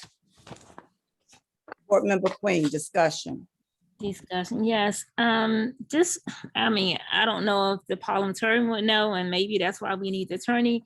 But from my understanding, when it was voted down, that vote stand. I don't know how we can go back into executive session when it was already stated earlier by you, Dr. Miller, that everything in executive session was completed when it was requested at first to go back. And then the vote that voted down to accept what was done in the executive session, I think by law, and maybe this is why we need attorney, that vote stands, unfortunately. Well, I'm not trying, I'm not, well, the vote was to go back into executive session to discuss this vote. I'm not trying to change anything. It's just that there are board members that choose to and prefer to have further discussion. Mr. Board Member Burrows. Madam Chair, I move to adjourn. Second. It has been moved and second to adjourn this meeting. All in favor? Oppose? Abstentions? I oppose. I oppose. I'm sorry. Dr. Miller? Dr. Miller, yes. Sorry. Roll call, Ms. Berkeley. I have a point of clarification myself. So where are we at with the vote to meet and close? Because there was a motion and a second on that vote. On which one? The parliamentarian was getting ready to confirm, to discuss the failed motion to confirm actions taken in executive session. That was Mrs. Williams' motion, and it was seconded by Mr. Montero. And we just kind of walked away from it. So yeah. I'm sorry. We were having a discussion, and that's my fault. We had a discussion, and then we left the discussion, went into another a motion made to adjourn. So we do have to go back to and I apologize, Board Member Williams. Board Member Williams did make a motion to go back into executive session. closed session to discuss the failed motion to confirm actions in executive session. Correct. And it was seconded by Mr. Montero. Correct. So now discussion. Board Member Mickens Murray. I would, if this is proper, I'd like to make a substitute motion that we reconsider the vote. Excuse me. Can I do that? Wait a minute. Mr. Shelton. The motion to adjourn is a motion superior to everything else that I've heard so far. So it is proper to carry the motion to adjourn at this time. The motion to adjourn is also not debatable. It's not amendable. So you either got to vote the motion to adjourn either up or down. And I thought I heard the chair call for the vote, and I only heard one person. I don't know if you know. Well, I stopped it because I couldn't tell who was A and nay. So I had asked for a roll call. Okay, and asking for a roll call would be appropriate. And if they have voted to adjourn, then that's going to be the end of the night. If they haven't, then we keep going. But the motion to adjourn takes precedence over everything else that's now pending. All right, so now we will take the vote to adjourn. And as I had asked Ms. Berkeley, roll call. Yes, ma'am. Mrs. Adam Stafford, Yes. Mrs. Ahmed, Aye. Ms. Boozer Strother, No. Mr. Burrows, Yes. Mr. Saram Ruiz, Yes. Mr. Harris, Yes. Mr. Montero, No. Mr. Murray, Yes. Mrs. Mickens Murray, No. Mrs. Queen, I'm gonna abstain because y'all not listening. I'm gonna abstain. Mr. Thomas, absent. Mr. Valentine, No. Mrs. Williams, No. Dr. Miller. No.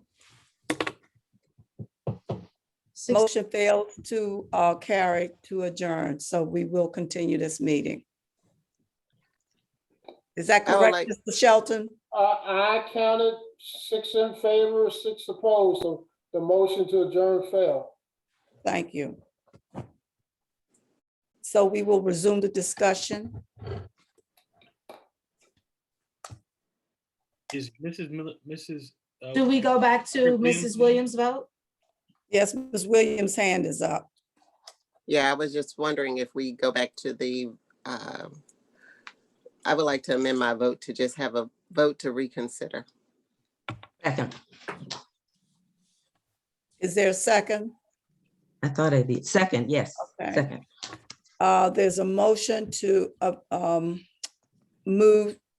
there's a motion to reconsider the vote on the motion and the motion to confirm actions taken in the executive board meeting. Roll call, all in favor? Dr. Miller, point of order, Yes. is not appropriate. It is not appropriate for a motion to reconsider to come from anyone other than the prevailing side. I just wanted to point that out and ask Mr. Say that Shelton. again. Mr. Shelton can provide. She's absolutely correct. The motion to reconsider can't come from the person who lost the motion in the first place. It comes from the prevailing side. And then I think, and I'm looking now, but I think it's going to require a 2/3 vote. So we're going to be here for a minute. But We had not called the votes for my motion that was on the table before it was motion to adjourn. okay. But I thought you were now making a motion to reconsider. Yeah, but you're saying I can't change my No, my I motion think is, but that's fine. I think what Ms. Ahmad is saying, the only person who can make a motion to reconsider is a person who was on the prevailing side of the issue. In other words, a person who lost the motion can't now make a motion to reconsider. Correct. I understand that, but since it was 6 and 6, there was no prevailing side. The prevailing side is the one that said no to adjourn. The motion that's lost, the 6-6, was a motion to adjourn. Quite frankly, I don't know specifically what you're now voting to reconsider. What's the specific motion that you want to reconsider? And if you had been a prevailing side on that issue, then you would be in order. If you had been on the losing side on that issue that you're now trying to have reconsidered, you can't do it. So my vote was to go back into a meeting immediately to reconsider what was done in executive session.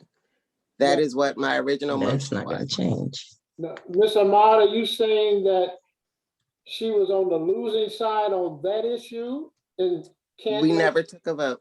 We never took a vote on that.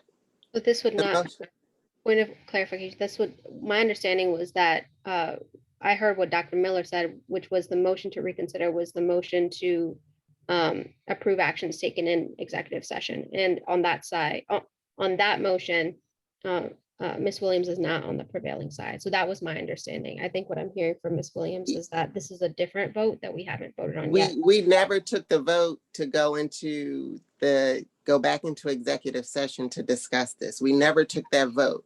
What happened is there was a board member who called for the adjournment, which became the superior vote. And that vote failed, which meant the ones that said no to adjourn was the prevailing group. And so either way you look at it, I voted no. I'm on the prevailing side of the adjournment failing. And so I would like to ask that we reconsider the vote to accept actions taken into executive session. And this will give Ms. Ahmed the opportunity to change her vote. Point of order to Mr. Shelton. Yes, yes, sir.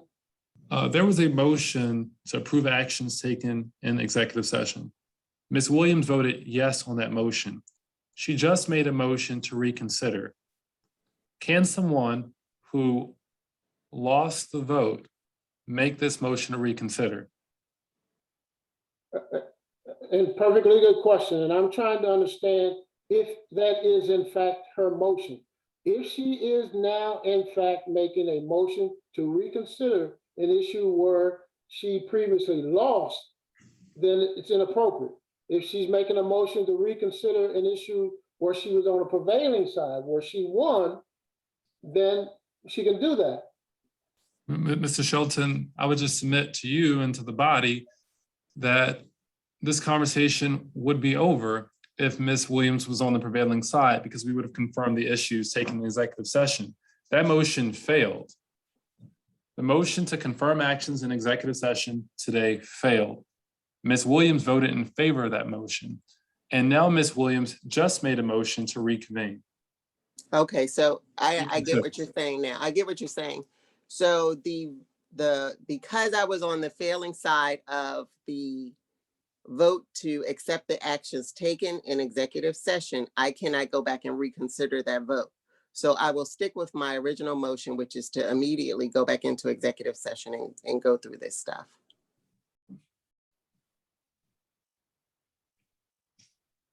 Is there a second?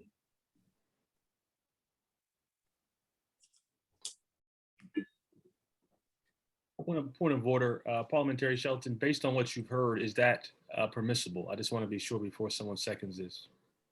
As I understand it now, Mr. Valentine, I'm sorry, Dr. Valentine, as I understand it now, Ms. Williams simply wants the body to go back into executive session. She's not asking that you reconsider anything. She's asking that you go back into executive session, as I understand it now. If that is what she's asking, then I think that's appropriate. In that case, I second. I have a question. Discussion, Board Member Queen. I believe that when we voted down going into executive session, or affirmative executive session, then for us to be going through this debate of executive session is so wrong, because we shouldn't be debating over that. But not only do I believe it's out of order, I think once it was voted down, it was voted down. So I'm trying to figure out, I mean, we can go back into executive session, you guys, because I have no problem with it either way. But that's why I say from a legal standpoint, I don't know if it's right, though. And that's when I'm asking for clarification, because we voted down to accept. And once we voted down to accept something, Mr. Shelton, I ain't voted, I abstained for real, because it has something to do with me. So the best thing for me to do is not to vote at all. But once it didn't go either way, if not, we can just say, let's change this, everybody vote, and let's just go back in executive session. That's not the issue, going back into executive session. I don't think that the issue is that nobody seemed to want to vote one way or the other to accept what happened in executive session. So we go back into executive session, we still will get nowhere. So I'm kind of. Let me say this, and I'm sorry, it's my first time working with you guys, and I'm trying to learn some personalities. It is just as inappropriate for you to have a discussion about something that you can't vote on. Now, you keep saying you have to abstain because you can't vote on it, but you keep expressing an opinion on it. So it's inappropriate for you to express an opinion on something that you can't vote on anyway. That's one thing. And not just for you, but for several of you, I've heard this, I abstain, but then you want to express an opinion. What I understand the vote now is simply to go back in executive session. I don't know what you're going to do when you go in executive session, because it's not something that I'm privy to. She might want to go back in executive session just to see if everybody wants to go home or wants to continue or whatever. I don't know. But I think the vote simply to go into an executive session is appropriate. Now, whether you act on matters that are appropriate once you get in executive session, I don't know. I'm not in there. Okay, thank you for clarification. Okay. Madam Chair, we have two hands up, Board Member Burrows and then Board Member Adam Stafford. I was on mute. I had recognized Burrows. This question is for Mr. Shelton. It appears that neither side will reach the requisite number of votes required under the law to go into exec session, to confirm the illegal actions that were attempted to occur in executive session, or to adjourn. What happens under parliamentary procedure, Mr. Shelton? Point of order, Mr. Burrows. Can I ask you a question, Mr. Burrows, just really quickly? I had a question to I Mr. have to, Shelton. hold on, let Mr. Sorry. Shelton respond to Mr. Yeah. Burrows. Let me see, Mr. Burrows, let me see if I understand. I think what, and I'm paraphrasing it, and forgive me if I don't state it correctly, then please correct me. I think what you're saying is, does it make sense to go back and have a discussion about something when it's obvious that you're not going to be able to reach a conclusion? Is that your question essentially? My question essentially is that in order to get to executive session, we need a certain amount of votes. In order to adjourn the meeting, we need a certain amount of votes. In order to confirm actions, we need a certain amount of votes.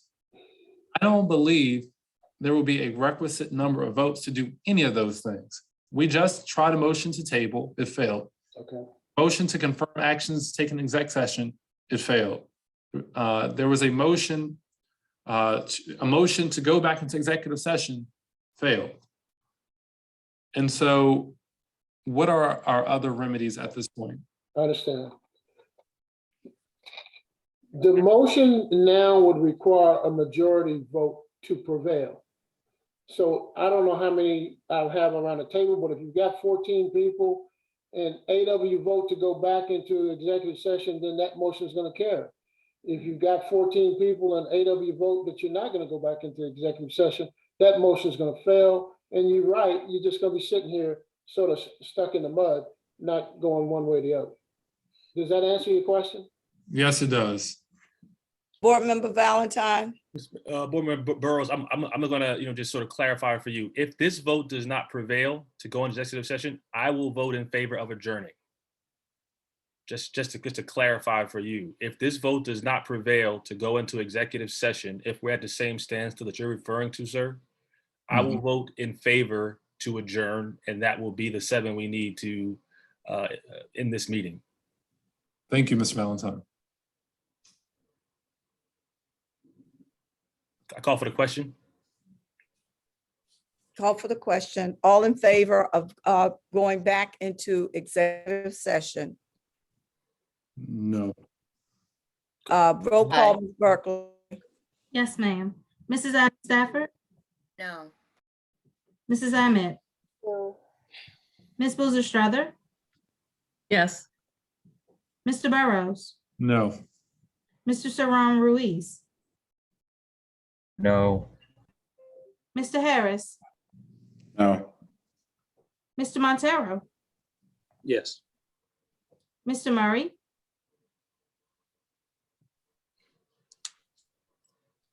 Mrs. Queen, Yes. Mr. Thomas, Mr. Valentine, Yes. Mrs. Williams, Yes. oh, I'm sorry, Mrs. Mickens Murray, Yes. and Dr. Miller. Yes. The motion carries. I counted 7 yes, 5 no's, 2 absence. I have a point of order. Yes. The state law says that when the student board member is voting, there are 8 votes required to pass a motion. So the motion would fail.